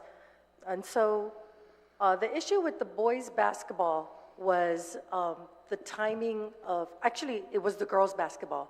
Okay. And so the request for IAAG to participate with ESIT for a combined season, pretty much what happened was it didn't pan out.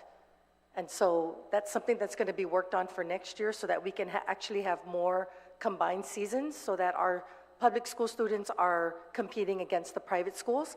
And I just wanted to correct the slide. We actually have, if the slide is projected, but basically we only have 3 sports that are not combined, and that's girls volleyball, girls basketball, and tennis. All other sports are combined. And I know, like with girls volleyball, we asked IAAG if they would like to combine, and this was over the summer, and their response came too late because we already went through the procurement process for the officials. And so it was too late to make any changes, and so the leagues ran separately, but our goal is for next season, again, we're going to target girls volleyball to be combined along with girls basketball when the seasons come into play. Doc, I was talking about the boys basketball season Right. is upcoming, right? And Oh, then- it's fixed. Okay, so Yes. that's all taken care of? Yes, so we had 2 officiating companies put in their bids, and following the procurement process, we ended up with the lower company, the lower bid, but it wasn't what IAAG chose. And so there was a misunderstanding that they weren't going to combine, but it actually worked itself out, and so it's combined this time around. So the only third quarter sport not combined is tennis. Okay, and so the resolution, was it that the ISA games will use the whatever officiating body they've awarded Yes, the bid to? yes, and because then- we have to go through the procurement Okay. process. Okay. Just because, generally, since we split the leagues, I routinely receive requests from parents on both sides of the aisle, if you will, who say that they want to see the schools play each other, and I've always said they kind of do play each other, Yes. right? With the Yes. exception of these sports.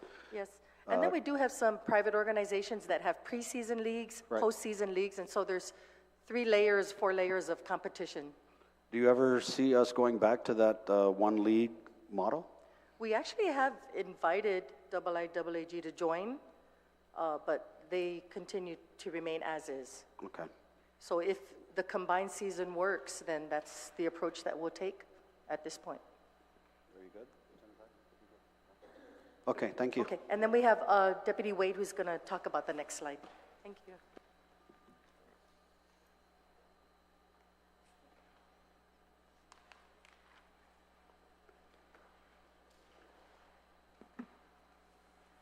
Senator Barnett and Senator Taitigui. I just wanted to show, if I have the chance to ask the legislative committee where you could help us. This is one area. We are appropriated under each, I mean, you can see from the figures there just from the first quarter. The coaches' stipends for the first quarter ran us $250,000, and then the different sports associations ran us about 49 points. Actually, it's higher than that because my staff gave me an updated figure. It's approximately 53,000. And that's just for the quarter. You take those two numbers together, multiply it times 4 quarters, and we're 300,000 over, and that money is coming out of our general fund. So we're 300,000 over what we really need to run interscholastic sports, and the appropriation for interscholastic sports is only 614,000. So basically what we're running on right now from the appropriation is about half of what is needed. And last thing I wanted to say is that the HFF, we did not get any funds from DOA. It was released by BBMR, but the funds were not provided to us for the entire last year, and then for this first quarter. Do you have the numbers for last fiscal year, I guess? I do not, but I can get it to you. Okay, please, yeah. That's something we've struggled with, is the Healthy Futures funding is down, and I mean, we've all kind of presumed that it's because we're seeing less people smoking cigarettes and more people smoking vape, and we're not taxing vape outside of whatever the GRT. Yeah, I know it's slightly less, but it's close to $1 million. Senator Taitigui? Yeah, and if I may, Mr. Chair, if you notice on the CRER report, you know, at the end, what the administration does is incorporates the shortage of Healthy Futures Fund by taking from the general fund. Yeah. So there's no excuse why you should not get it, because if you look at that CRER report, they subsidize it. So, and I'm with the general fund. So you're saying that in FY 2024, you received nothing? Nothing. And then FY 23, did you receive any funding? FY 23? We did get funding in FY 23. So it was only FY 24, which is last FY 24 we did not. fiscal year, you received nothing? Correct. And the total of that would have been? It was a little less than this year. It was just under $1 million, about 900-some thousand. That you did receive? No, we never. That you did not receive? The cost to run the program. So you, okay, so about 900,000 right. is what you did not I'll receive. get you the precise figures once I get Okay, back well, to we'll have to definitely look into that, Yeah. because, you know, when they give us this CRER report, it tells us how much we can spend, the legislature can spend. Right, and this first quarter is just an example. This is coming out of our operational fund. Right, and right, it should be we're hoping that replenished, yeah, we'll eventually reimbursed. see some of Okay. that money. Well, it sounds like we need to write a letter. Sounds like it. Thank you, Senator Taitigui. Thank you, Mr. Chair. Thank you. Audit compliance?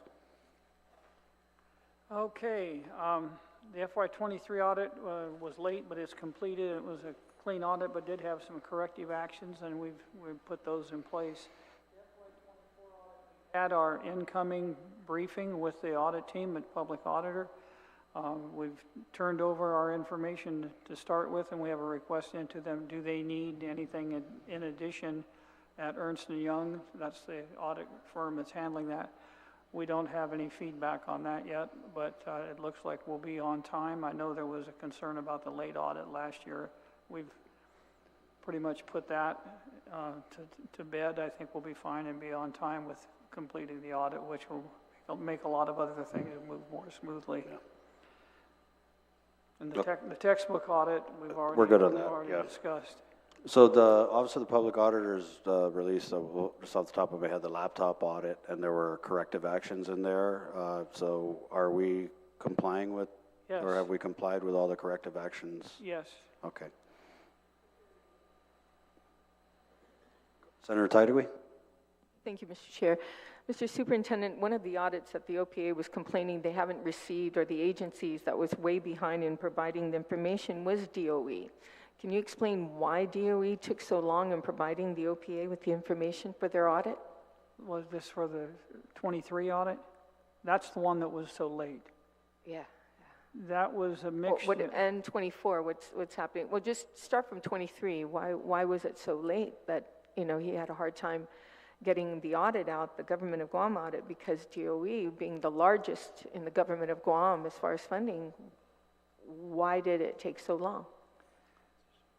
Okay. Because we have Mr. Superintendent, I don't know if you know, but, there's a bill that I put out that if these agencies are late by a certain amount of time, that they will be fined by the person who runs that agency.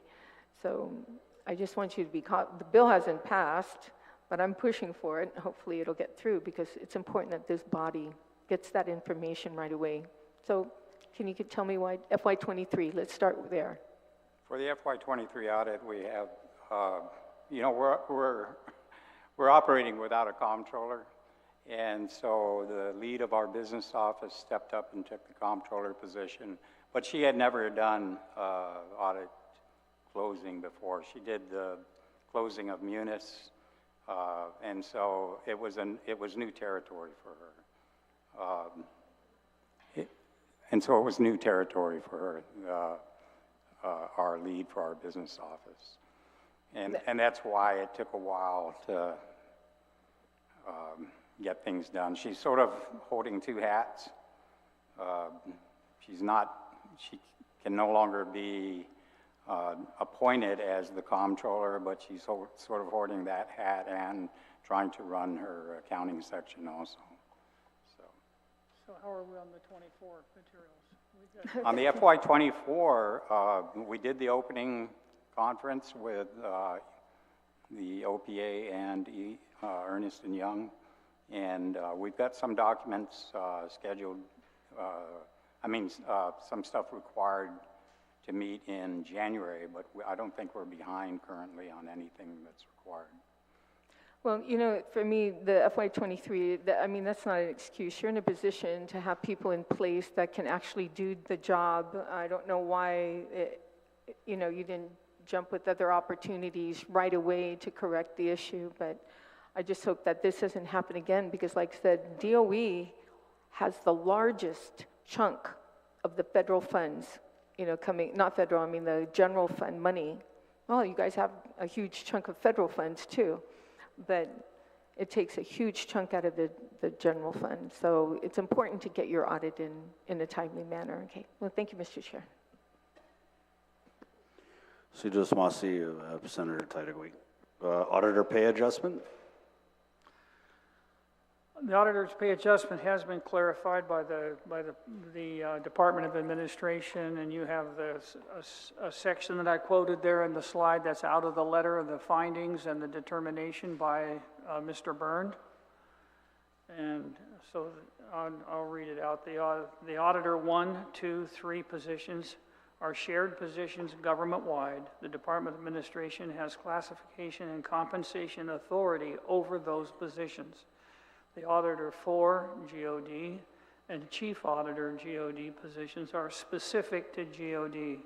Aside from determining that the assigned pay grades for the Auditor 1 through Chief Auditor positions remain status quo, we also found that the classification specifications of all these positions do not need amending.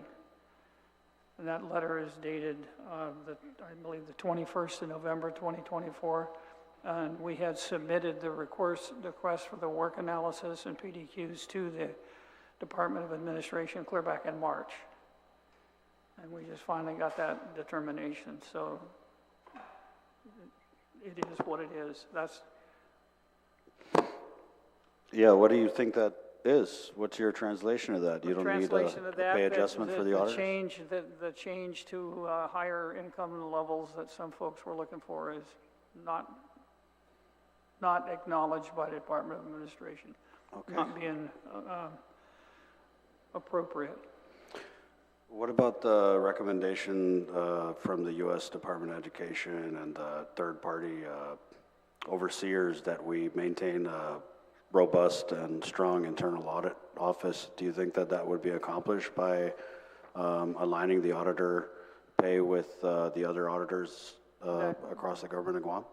That could be an argument to be taken for a long time, but I also see that we are not competitive salary-wise in a number of other areas, to include my senior accounting positions. So it's something that we have to look at, and it's a big challenge because when you roll it all up, along with benefits and medical costs and all the rest of it, personnel is expensive. Right. And it's an unresolved issue, but the answer to that question has been, but that's the authority that we have to go to, not US Ed, but the Department of Administration. They've analyzed the work. That's their read on it. But it just almost seems like... it doesn't help us. Yeah, it seems like a disincentive to work for GDOE if you're an auditor. That's a competitive market, a very competitive market, you know, and so are teachers. Our biggest competition is DODEA. When you can get a $30,000 raise going across the street, you make the trip, especially if you're trying to pay for, you know, pay rent and put tires on your car. I get it.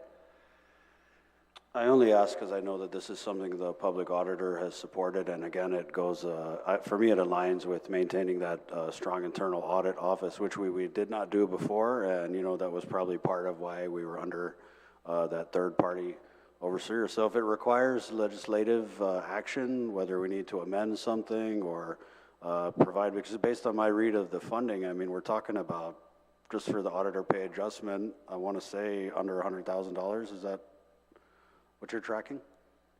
I don't have an exact number on my dashboard at the moment, but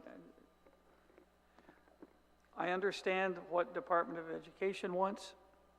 I also understand we have to make that work with our public auditor, and Department of Administration is look at that as a comparison, and we're subordinate to that level, so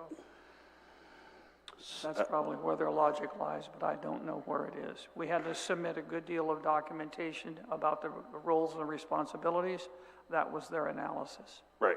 So I see here that you're basically saying DOA says, oh, it's not our area, not our jurisdiction, and then you talked about the accounting staff, but it's my understanding that you've asked the board to upgrade all the accounting positions, and I guess I would just ask why you haven't done the same for the auditors, or if you plan on doing the same. The auditor recruiting process is the same, but the levels that we can recruit at are what's in the public record. We can't change those. Well, That's let's work the on way it. I'm reading it. Let's work on it together. Let's make it, put it on our list for the 38th. Okay. Simon Sanchez High School construction. So we had a meeting about this, and I put this on the agenda because I was a little concerned with the update you had provided. So exactly what is the update with the construction of the new Simon Sanchez High School? There's a lot I can't say about it because of the procurement process. And I will say, what I can tell you is that we're working very closely with Department of Public Works and with the contract management firm and the architects and the Government of Guam Finance folks to put together a request for proposal to do the construction of the school. There is a target on the wall to try and get that on the street in the springtime for bids. With, as I understand the procurement process, about a 90-day window after that for bids to be submitted and the selection process to go. I can't say more than that because speculation around that project from outside could lead to protests, and we don't want to get into revealing things that might appear to slant the process.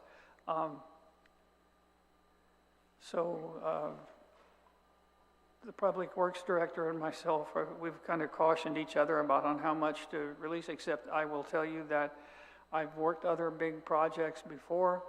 This is a weekly meeting process that we're working through and taking these issues as they come up. The entities in the government that work out the details of arranging financing are doing that. It's moving. You'll get to be able to see an advertisement at some point soon, I should say, but that's being hammered out right now. And here's what I do know we want to do, is get all the details in the RFP absolutely accurate so that when you get the project off the ground, you get what you want. And when you pay for it, you get what you pay for.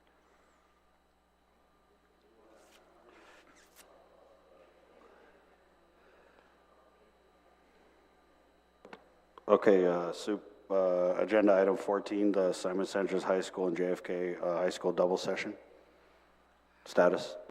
Want to make that go away by the end of this year. I've already met with the JFK parent group, and that's my commitment to do that, to get them decoupled so that we're still trying to work out the secondary option for what Simon Sanchez student body, well, they might be double sessioned in their own community with the FBLG campus.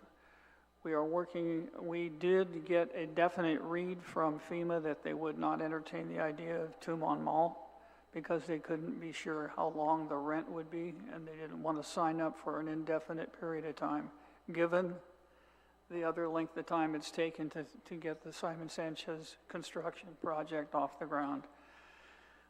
They are interested in the similar kinds of temporary buildings that were used in Saipan for the new middle school, and so we're following that lead up. We have to get back to them in the next couple of weeks, but I'm trying to find the land to put them on at this point. So that's where that is, but I will have to, at the very least, we would be back in our own neighborhood next year, not riding buses. But it could still be a double session with one of the other, either FBLG or UKADU, one of the two. FBLG or? UKADU. Okay, so I see. But at this point. Right, and so this is the double sessioning with FB Leon Guerrero, which is adjacent to the old Simon Sanchez High School. Right. That's dependent on the work being completed at FB? Yeah, and FB's on track. Okay. It's on schedule. So that's a good thing. Okay. We'll be able to move all our furniture and stuff into it in the spring, right, during the summer break, and be ready to go. Ready to go in the fall. Temporary Sanchez campus, we're not looking at the Tumon Bay shopping mall. FEMA says no can do?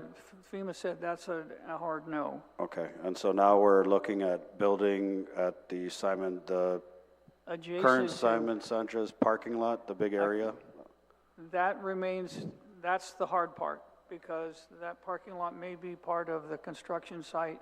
If they phase it shorter, they'll do the demolition of the existing facilities and the construction of the new ones at the same time.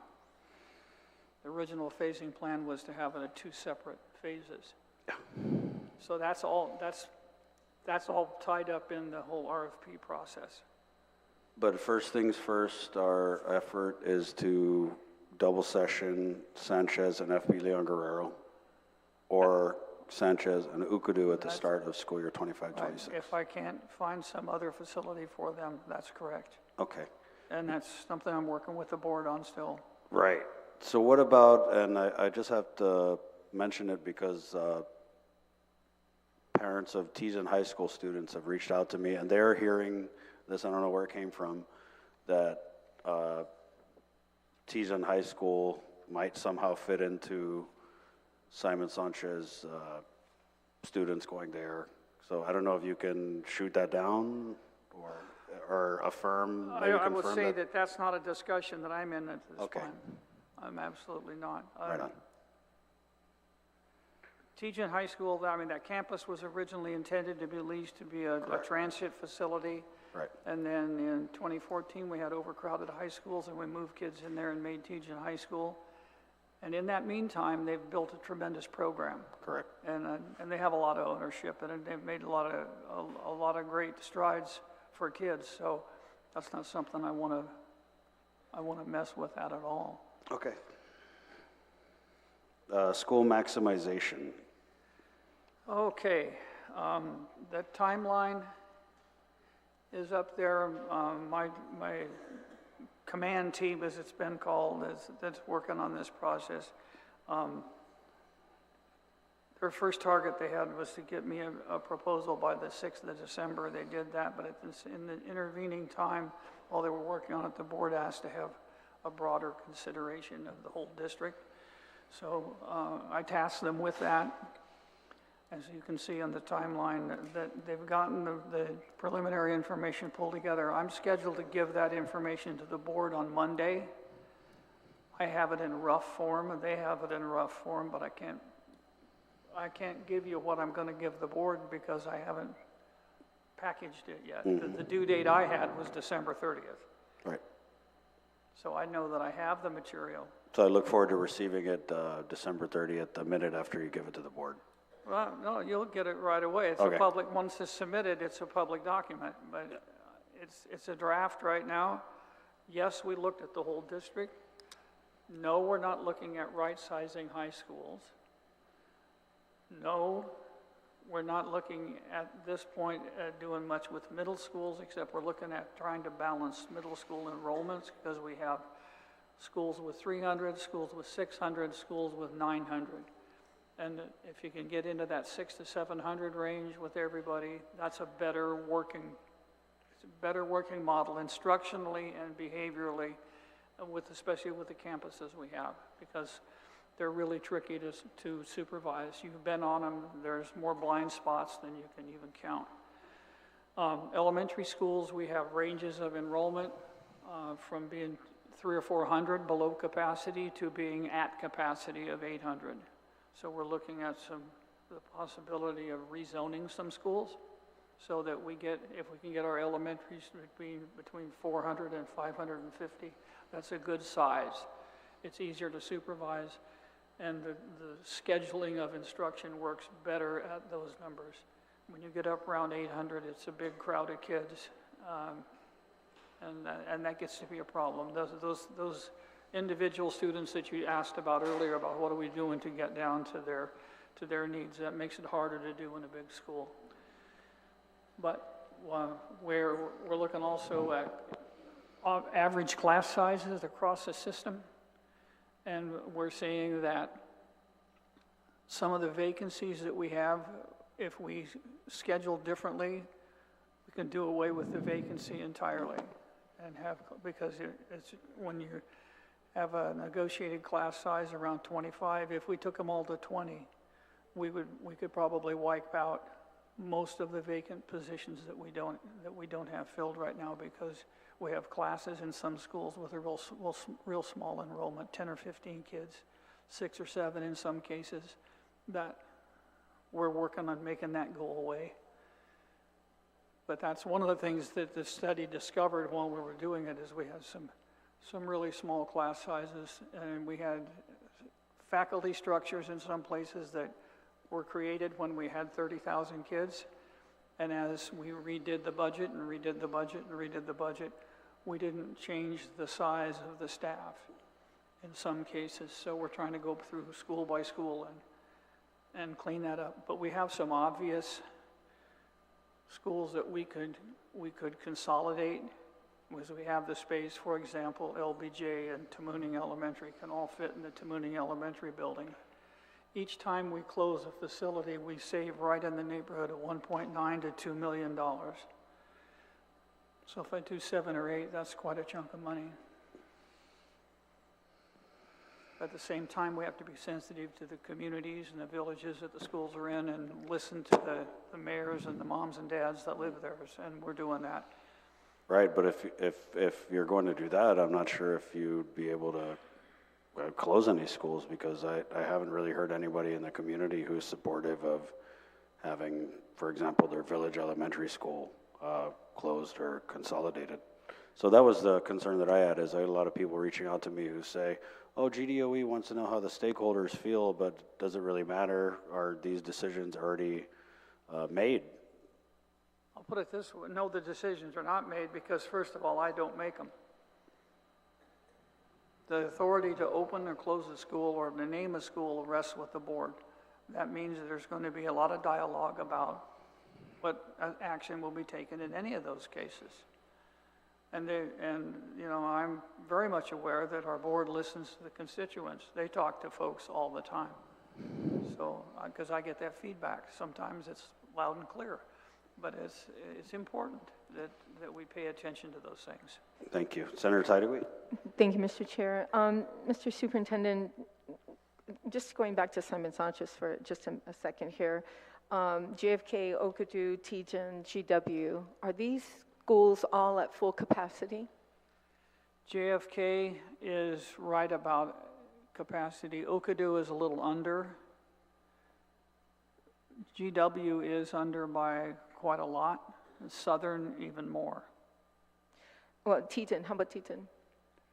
Tejan could handle the whole JFK student body, and that was, what, 1,600 when you were there? So It was 2,700 at one time. okay, so we all know that, you know, the numbers are lower at DOE as far as students are concerned. And we were talking about, you know, how we're going to try and get away from the, you know, double session from going to school. Do you allow Simon Sanchez students to actually go out of district? Because sometimes you want to keep them in district. So are you allowing any of these Simon Sanchez students to say, hey, let's go to JFK? If you plan on keeping JFK full-time, like, you know, your goal is next year for that school year, FY 25-26. And if that's so, I mean, I know that you're looking at FBLG, but can Simon Sanchez students go to Tejan? Can they go to Okadu? Can they go to GW and JFK with no problem? I haven't had a request for that, and my understanding of our policy is that accepting an out-of-district student is up to the gaining principal. Right. So have anybody been turned down? Like a student wants to go, you know, their parents don't want them half day because they get up at 5 in the morning, 4 in the morning, and they would have take the student, you know, to another district. And I know that district, you know, moving students from different districts is not accepted. That you have to be like Agani Heights Elementary, has to be all people from that jurisdiction in Agani Heights. So maybe that's an option that we can allow these students from Simon Sanchez Well, it's to go to certainly a these. policy discussion that we could entertain. Can you look into that? Because I know some parents who would like to just send their kids to a school that's, you know. Certainly. You talked about, you know, moving. Okay, so now you answered my question. It's the board's decision to close schools then, right? It's not correct. yours. Okay. That's where So the it is the authority board's lies. decision. And will the board be addressing whatever you've accumulated in your meetings and discussions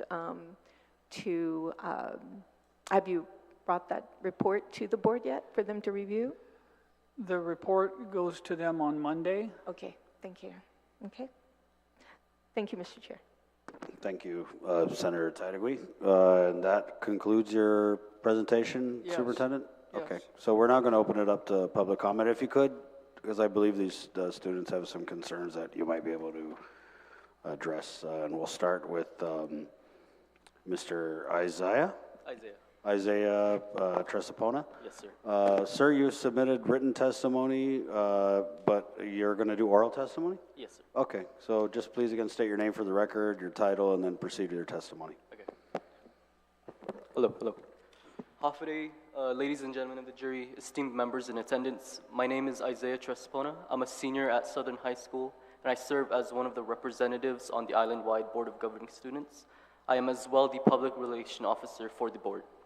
I come here today to address the $125 million refurbishment plan, and I'd like to ask a couple of questions regarding that. To begin, I'd like to note that on island, between the 4 regions, there are 26 public elementary schools, 8 public middle schools, as well as 6 public high schools, and between all 40 of those schools, only 12 were put on the refurbishment plan. This raised a lot of questions throughout the community from parents, faculty and staff, as well as students. They would all like to know why only 12 schools out of 40, why these schools in particular.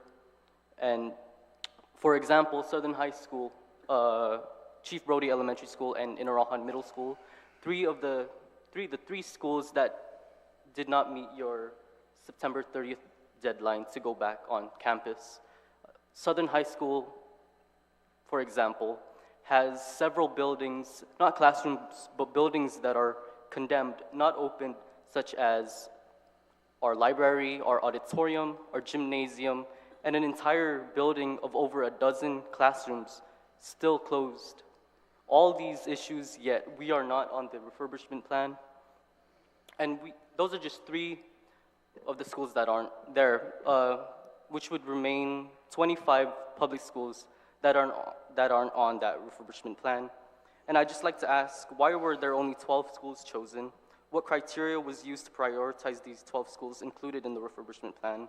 What qualities, or my apologies, what qualifies a school to be included in this plan? And how is that $125 million allocated across these selected schools? Superintendent Swanson, would you mind? The initial listing of schools, first of all, the number of schools that were considered is a function of the available budget. The initial ARP grant for the district was $286 million. $150 million of that was already obligated when I came on board, so it was obligated for other projects. The analysis of all 40 campuses was done, an engineering study was done in 2018, 2019, and that was the basis for the evaluation of the schools. Those were then put into a request for proposal to renovate and restore all of those schools in 5 specific areas according to the engineering study that needed work: roofs, canopies, electrical supply, restrooms, and I'm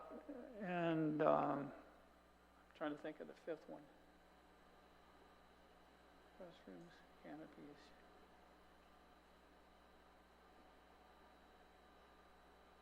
I have to go back and look. Anyway, there were 5 categories that was going to be funded. That was all bundled together and was bid. The bid came back at $286 million to do all the schools. We had $150 million to work with. Thank you, sir. We sat down and looked at schools that were involved with legal situations and litigation because of the facilities. We looked at schools that had, and initially Southern High School and Interscholastic Middle School were in the group that we selected to have renovated.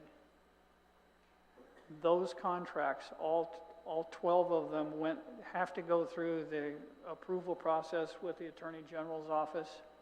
They review each contract, all of the subsections. Interscholastic Middle School and Southern High School's contracts were rejected by the Attorney General. We were not asked to have the opportunity to either, in one of the 5 categories, and I just explained this a little earlier tonight. Interscholastic Middle, the issue was the electrical upgrade. Southern High School, it was canopies and roof repairs. The language in those sections of those particular contracts were rejected by the Attorney General. We asked if we could push the rest of the contract through and just take that section out, and the answer to that was no.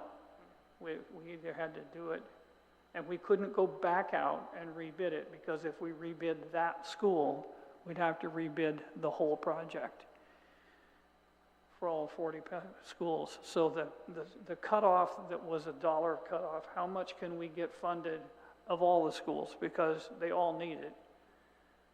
We took the ones that had some of the worst need and the worst circumstances to do first. I agree with you, Southern High School needs a lot of attention, but I couldn't do it through that contract. Was not allowed to legally. And whatever I do, I've got to go through that same procurement process. Same thing with Interscholastic Middle School. We can solve the electrical issue there with using an agreement we have with Guam Power. but the rest of that project, we can't do at all. And so we have to go out and look at the work. What can we do? Right now, we're doing restrooms on that school with our own staff, but not at the extent of the renovation that's going on in the other ones. So if you go look at, in terms of high school by comparison, look at GW, that's the same kind of work that was going to be at Southern.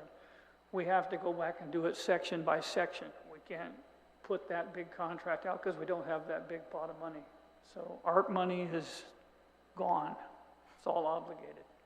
If I had it, believe me, I want to do that. I fought with the Deputy Attorney General about that project because that was the most expensive one of all our inventory, $24 million. And that's not to totally renovate the school. That's to bring those 5 areas up to standard. Thank you, sir. So if I could, sorry, if I could just interrupt. So I had attended, I believe, with board member Ms. Maria Gutierrez, a PTO meeting at Finnegodson Elementary School. And at the time, Finnegodson wasn't included on the refurbishment renovation list. So maybe if you could just satisfy my curiosity. It's included here now in the 12, but was Finnegodson put in the same time as Southern and Inalahan Yes. Middle? Yeah, they were all at the same time. Okay. I was able to, because when the first round, we were only able to fund 6 campuses. As we got closer to the deadline, because we had the whole package of all of the bids for all of the schools already prepared, they'd gone through the whole legal review process. So as we got closer to the deadline and potential expiration of funds, I worked with the AG's office and they said, what other schools can you put in? Well, we have them, they're already packaged. Finnegodson is one of them that I wanted to put in that package. So that's how we got it up to 12. I actually had 4 more ready to go. But like I told you earlier, I couldn't get them through the AG's office in time, or we would have not funded another piece of our need. But we could have gotten 16 schools through the process instead. Okay, and I think where, for me, a lot of the frustration is coming from, especially with the Southern school communities, is that it was a hearing in this room. I mean, where else would the hearing be? But it was a hearing in this room, and you had actually gave us the information about the submission of these bids, and at the time that included Inalahan Middle School, Southern High School, Finnegodson Elementary, which wasn't initially included, right? And we kind of had to put a little pressure on to get Finnegodson included. And so you had said on the record that those schools were submitted, and I think at that time everyone was just operating under the assumption that they were. And so when you came out with the list of schools included in the refurbishment project, and we didn't see Southern High, Inalahan Middle School, I think that's where kind of some of the surprise and shock set in. And so I feel for you, sir. And it kind of seems like the latest information we now have from the superintendent is that, yes, there's crucial work that needs to be done at Southern High School, but that we have to find the funding. That's correct. For it. Okay. Thank you. Ma'am? And Andrea Eliana? Okay. Good afternoon and half a day, everyone. I'm Andrea Eliana, IBOG's representative and a senior at Simon Sanchez High School. So, as you know, a few months ago, we had a town hall meeting at JFK concerning the rebuild of Sanchez. And I'm here just to re-emphasize all the concerns that we had with double session and how it is without a school. So when I spoke to some of our leaders at the school, we would want to emphasize we don't want to move farther away than what we already are at JFK, because it makes it so hard to plan events. When we have to plan events, we can't keep our things, our materials that we need. We can't stay after school to do the planning and preparation. We don't even have enough time. Like 30 minutes to an hour isn't enough time to plan island-wide events, which we try to do every day with Shark Fest, our festival at our school, and musicals at our school. With that, we have sports where double session causes students to have to go wake up from 6 o'clock to 6 o'clock and do practice till 10 a.m. And then they have to go back to their house, prepare to go to school, and then they have things after school that they need to prepare from 6 p.m. to like 10 p.m. And it's hard to do all of that with the added homework with our classes. Additionally, we have to get a sanitary permit if we move to a new campus, and we have to get that from our own budget at our school. And it costs around like $300, $500, and we need to fill out all these forms in order to do that. So I don't have any questions, but I do want to reemphasize how we don't want to move farther, and we really just want our campus back. Thank you. Thank you, Ms. Eliana, for that. And if I could, as we heard from a student, I did want to read into the record this letter that I got from a teacher. It actually was sent to every senator in the legislature. Dear members of the Guam legislature, my name is Madrid Borja. I'm a proud alumna of JFK High School, a parent of a current JFK student, and an educator in our public school system. I write today to express my concerns and advocate for immediate and sustained action regarding the ongoing double session between JFK and Simon Sanchez. For the past 2 years, JFK and Simon Sanchez have endured the significant challenges of sharing a single campus under a double session schedule. This arrangement, while necessary, given the condemnation of the Simon Sanchez building, has proven far from ideal for either school community. JFK students begin their school day at 6:40 a.m. and are dismissed by 11:30, while Simon Sanchez students take over the campus until around 5 p.m. As a JFK alumni, I understand the deep sense of pride and community that comes with being an Islander. This pride extends beyond academics and into the programs, activities, and events that define the JFK experience. Unfortunately, the double session schedule has disrupted many of these essential aspects of school life. This arrangement has had far-reaching consequences to include academic and extracurricular limitations because both schools have had to streamline daily schedules, resulting in fewer activities, meetings, and programs that are critical to student development. After-school practices and enrichment opportunities have been severely limited, depriving students of chances to apply their classroom learning in meaningful real-world contexts. My son is part of the JFK band, and they've had to schedule late evening rehearsals after Simon Sanchez finishes their day. Additionally, they had to find an off-campus venue for their Christmas concert due to the unavailability of the school facilities. It also causes a strain on JFK facilities, impact on teachers. She also notes the sacrifices made by both communities, as both the Islanders and Sharks have made significant sacrifices over the last 2 years. Students, teachers, and families have done their best to adapt, but the arrangement has disrupted normal school operations, morale, and community spirit. And so that's just a little bit of this letter that we received from a teacher, and I've been very consistent in advocating for the end of this double session. I went back and watched the tapes, and I've mentioned it at every single oversight hearing that we have had, and at every single oversight hearing, the superintendent has agreed that he wants to put an end to this double session. But now it kind of sounds like we're going to put an end to the JFK Sanchez double session and then stick you guys right back in another double session at FB Leon Guerrero. And, you know, again, I just don't think a lot of people really understand the struggle that Simon Sanchez and JFK students, faculty, and stakeholders go through with this double session. I mean, I remember when this double session first started, getting up early, driving around, seeing kids at the bus stop, you know, by like 5 in the morning, right?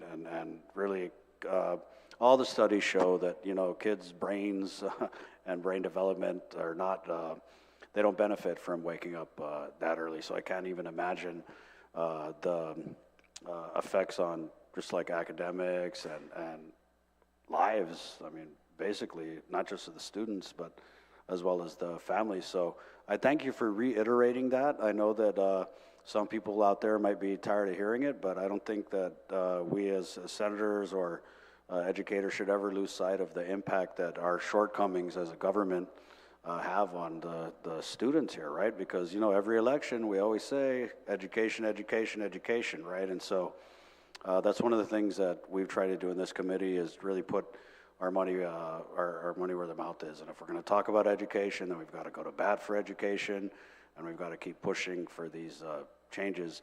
You know, I feel for you. We had a whole senator who had a committee that specifically focused on the construction of the new Simon Sanchez. And say what you will, we've had basically very little progress on that. With the legislature as a body, worked very closely with the governor's special advisor to education, worked very closely with the office of the governor to introduce the bill that they said they needed to finally construct the new Simon Sanchez High School. Not only did we drop everything we were doing to introduce that bill, we passed that bill. It was subsequently signed into law by the governor. And then we saw what we have seen for the last 6 years and then some, nothing.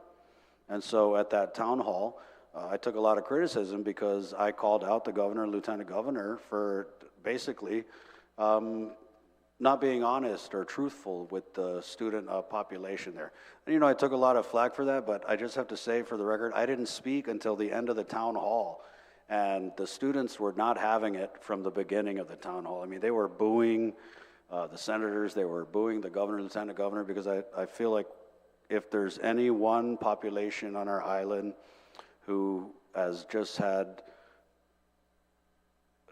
just a bad taste of government inefficiency and inaction, I mean, it's got to be the Simon Sanchez community. We're going on multiple generations who have been waiting for this school to even break ground. So I don't think we should ever lose sight of that. I thank you again for reiterating on the record the struggles that the students of both Simon Sanchez and JFK are enduring because of this double session. And, you know, say what you will, this superintendent, he says he's committed to ending that double session, and I think, you know, they put a lot of stake in the temporary campus at the Tumon shopping mall, and the reason why they put a lot of stake in that is because the administration told them that's what was going to work. And so we spent all this time and energy looking into putting you guys at this temporary shopping mall in Tumon, only to come to find out that FEMA says absolutely not, we're not going to do that. And so in some ways we're back at the drawing board, not even with the construction of the new campus, but with the temporary campus that really is going to alleviate the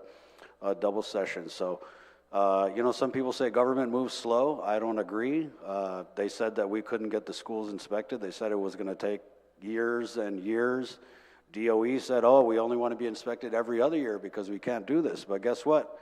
We did it, right? Look at this issue with the new hospital, you know. People can move fast in the government if they want to move fast. If the political will is there, it will get done. And that has been the challenge of this committee, is trying to find that political will, that support from the office of the governor on down to the senators and even the mayors, so that we can, because it's ridiculous. I mean, FEMA is basically saying they don't want to rent a shopping mall as a temporary campus because they don't know how much longer it's going to take the government of Guam to break ground on the new Simon Sanchez. So even the federal government has lost all faith in our ability to alleviate this issue, which again is going on. I mean, it's been 15 years of talking about breaking ground and doing this and doing that with the new Simon Sanchez. So thank you guys for being engaged in this process. Thank you for your patience and waiting a couple hours while DOE went through their presentation. With that being said, I'll just turn it over to Superintendent Swanson for just, I guess, his last thoughts on Simon Sanchez. Actually, Mr. Chair. Oh, sorry. Actually, Senator Tydegui. Well, it was quite long, but, you know, it needed to be said. What you said totally needed to be said, and I concur with everything that you mentioned outright. You've done an amazing job trying to put the schools back to where parents and students and faculty and staff feel more comfortable going to every day. But I do have a question for the students. First, thank you so much for coming and testifying. I know it gets pretty nervous, you know, for you to do it, but I appreciate you doing it and staying engaged. But this is to the young woman. What is your first name? I'm sorry. Andrea. Andrea.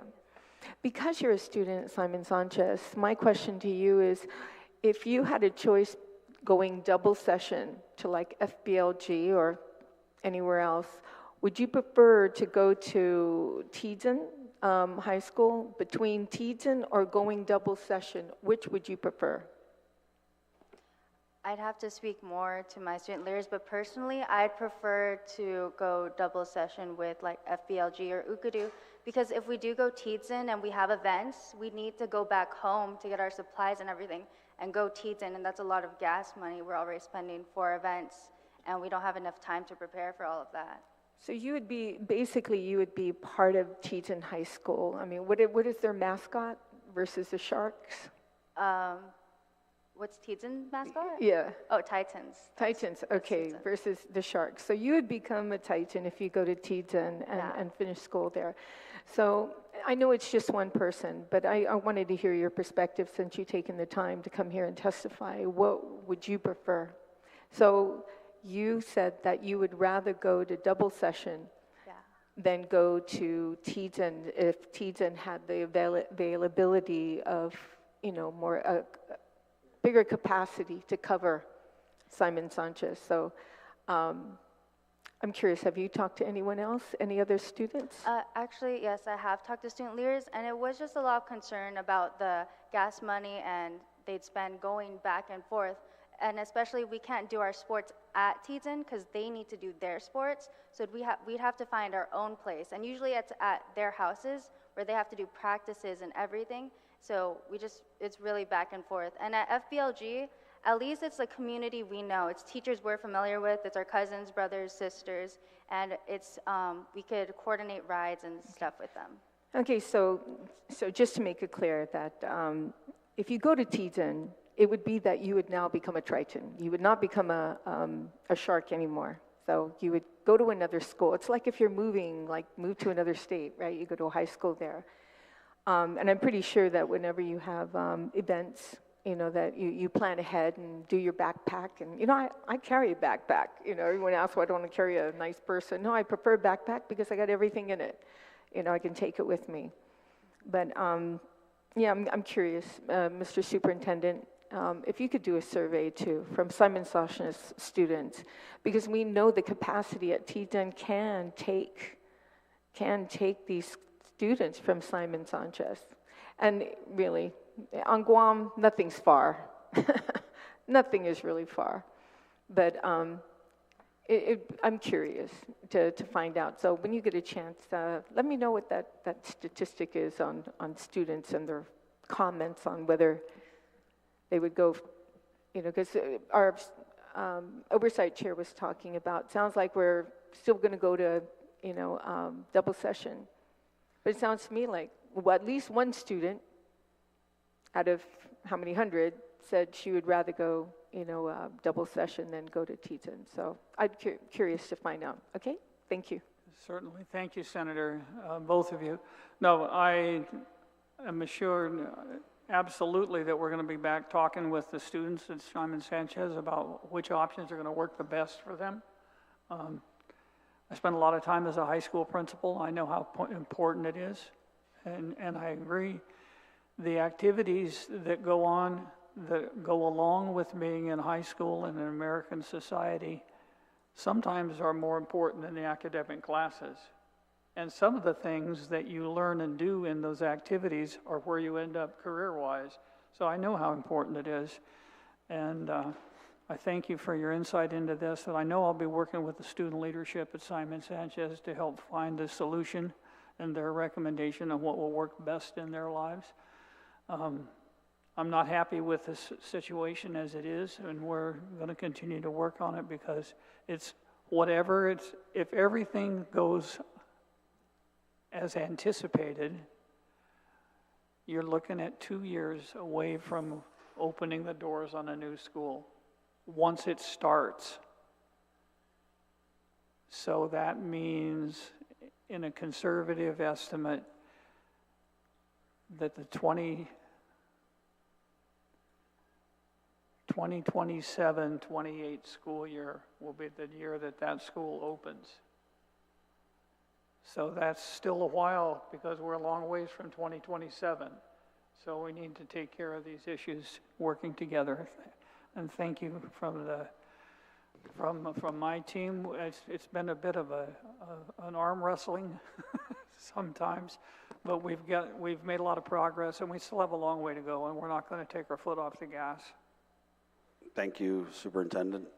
Is there anyone else who wishes to provide public comment?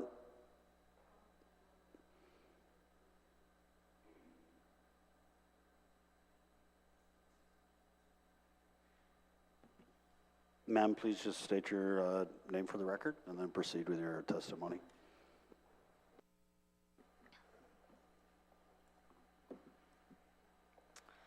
Hafaday, my name is Faith Freeman, and I represent George Washington High School and the Island-wide Board of Governing Students. Hi, my name is Matekshi Ghosh, and I am also from George Washington High School, and I am also representing the Island-wide Board of Governing Students. So, first and foremost, Hafaday, everyone. And recently, I have spoken to my principal these past 2 days, and we spoke about some issues that GWHS is specifically going through. Some of these issues are things that that simply take time, and we are very understanding of that.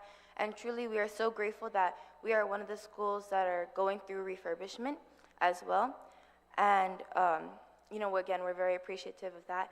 And also, I've spoken to my principal, Mr. Fullo, and he has contacted his immediate boss, Dr. Admus. I'm sorry if I pronounced that incorrectly. But we do have only one question about the lack of teachers and the staffing, and Matekshi Ghosh will take it. So at GW, the lack of teachers and school aides has become a significant issue, and we understand that GW is waiting for HR to process the necessary paperwork to address staffing shortages. This raises a critical question: how can we, as students, prepare for the future when situations like this arise?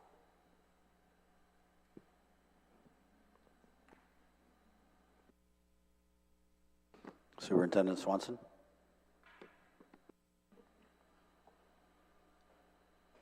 I'm not quite sure how to answer that.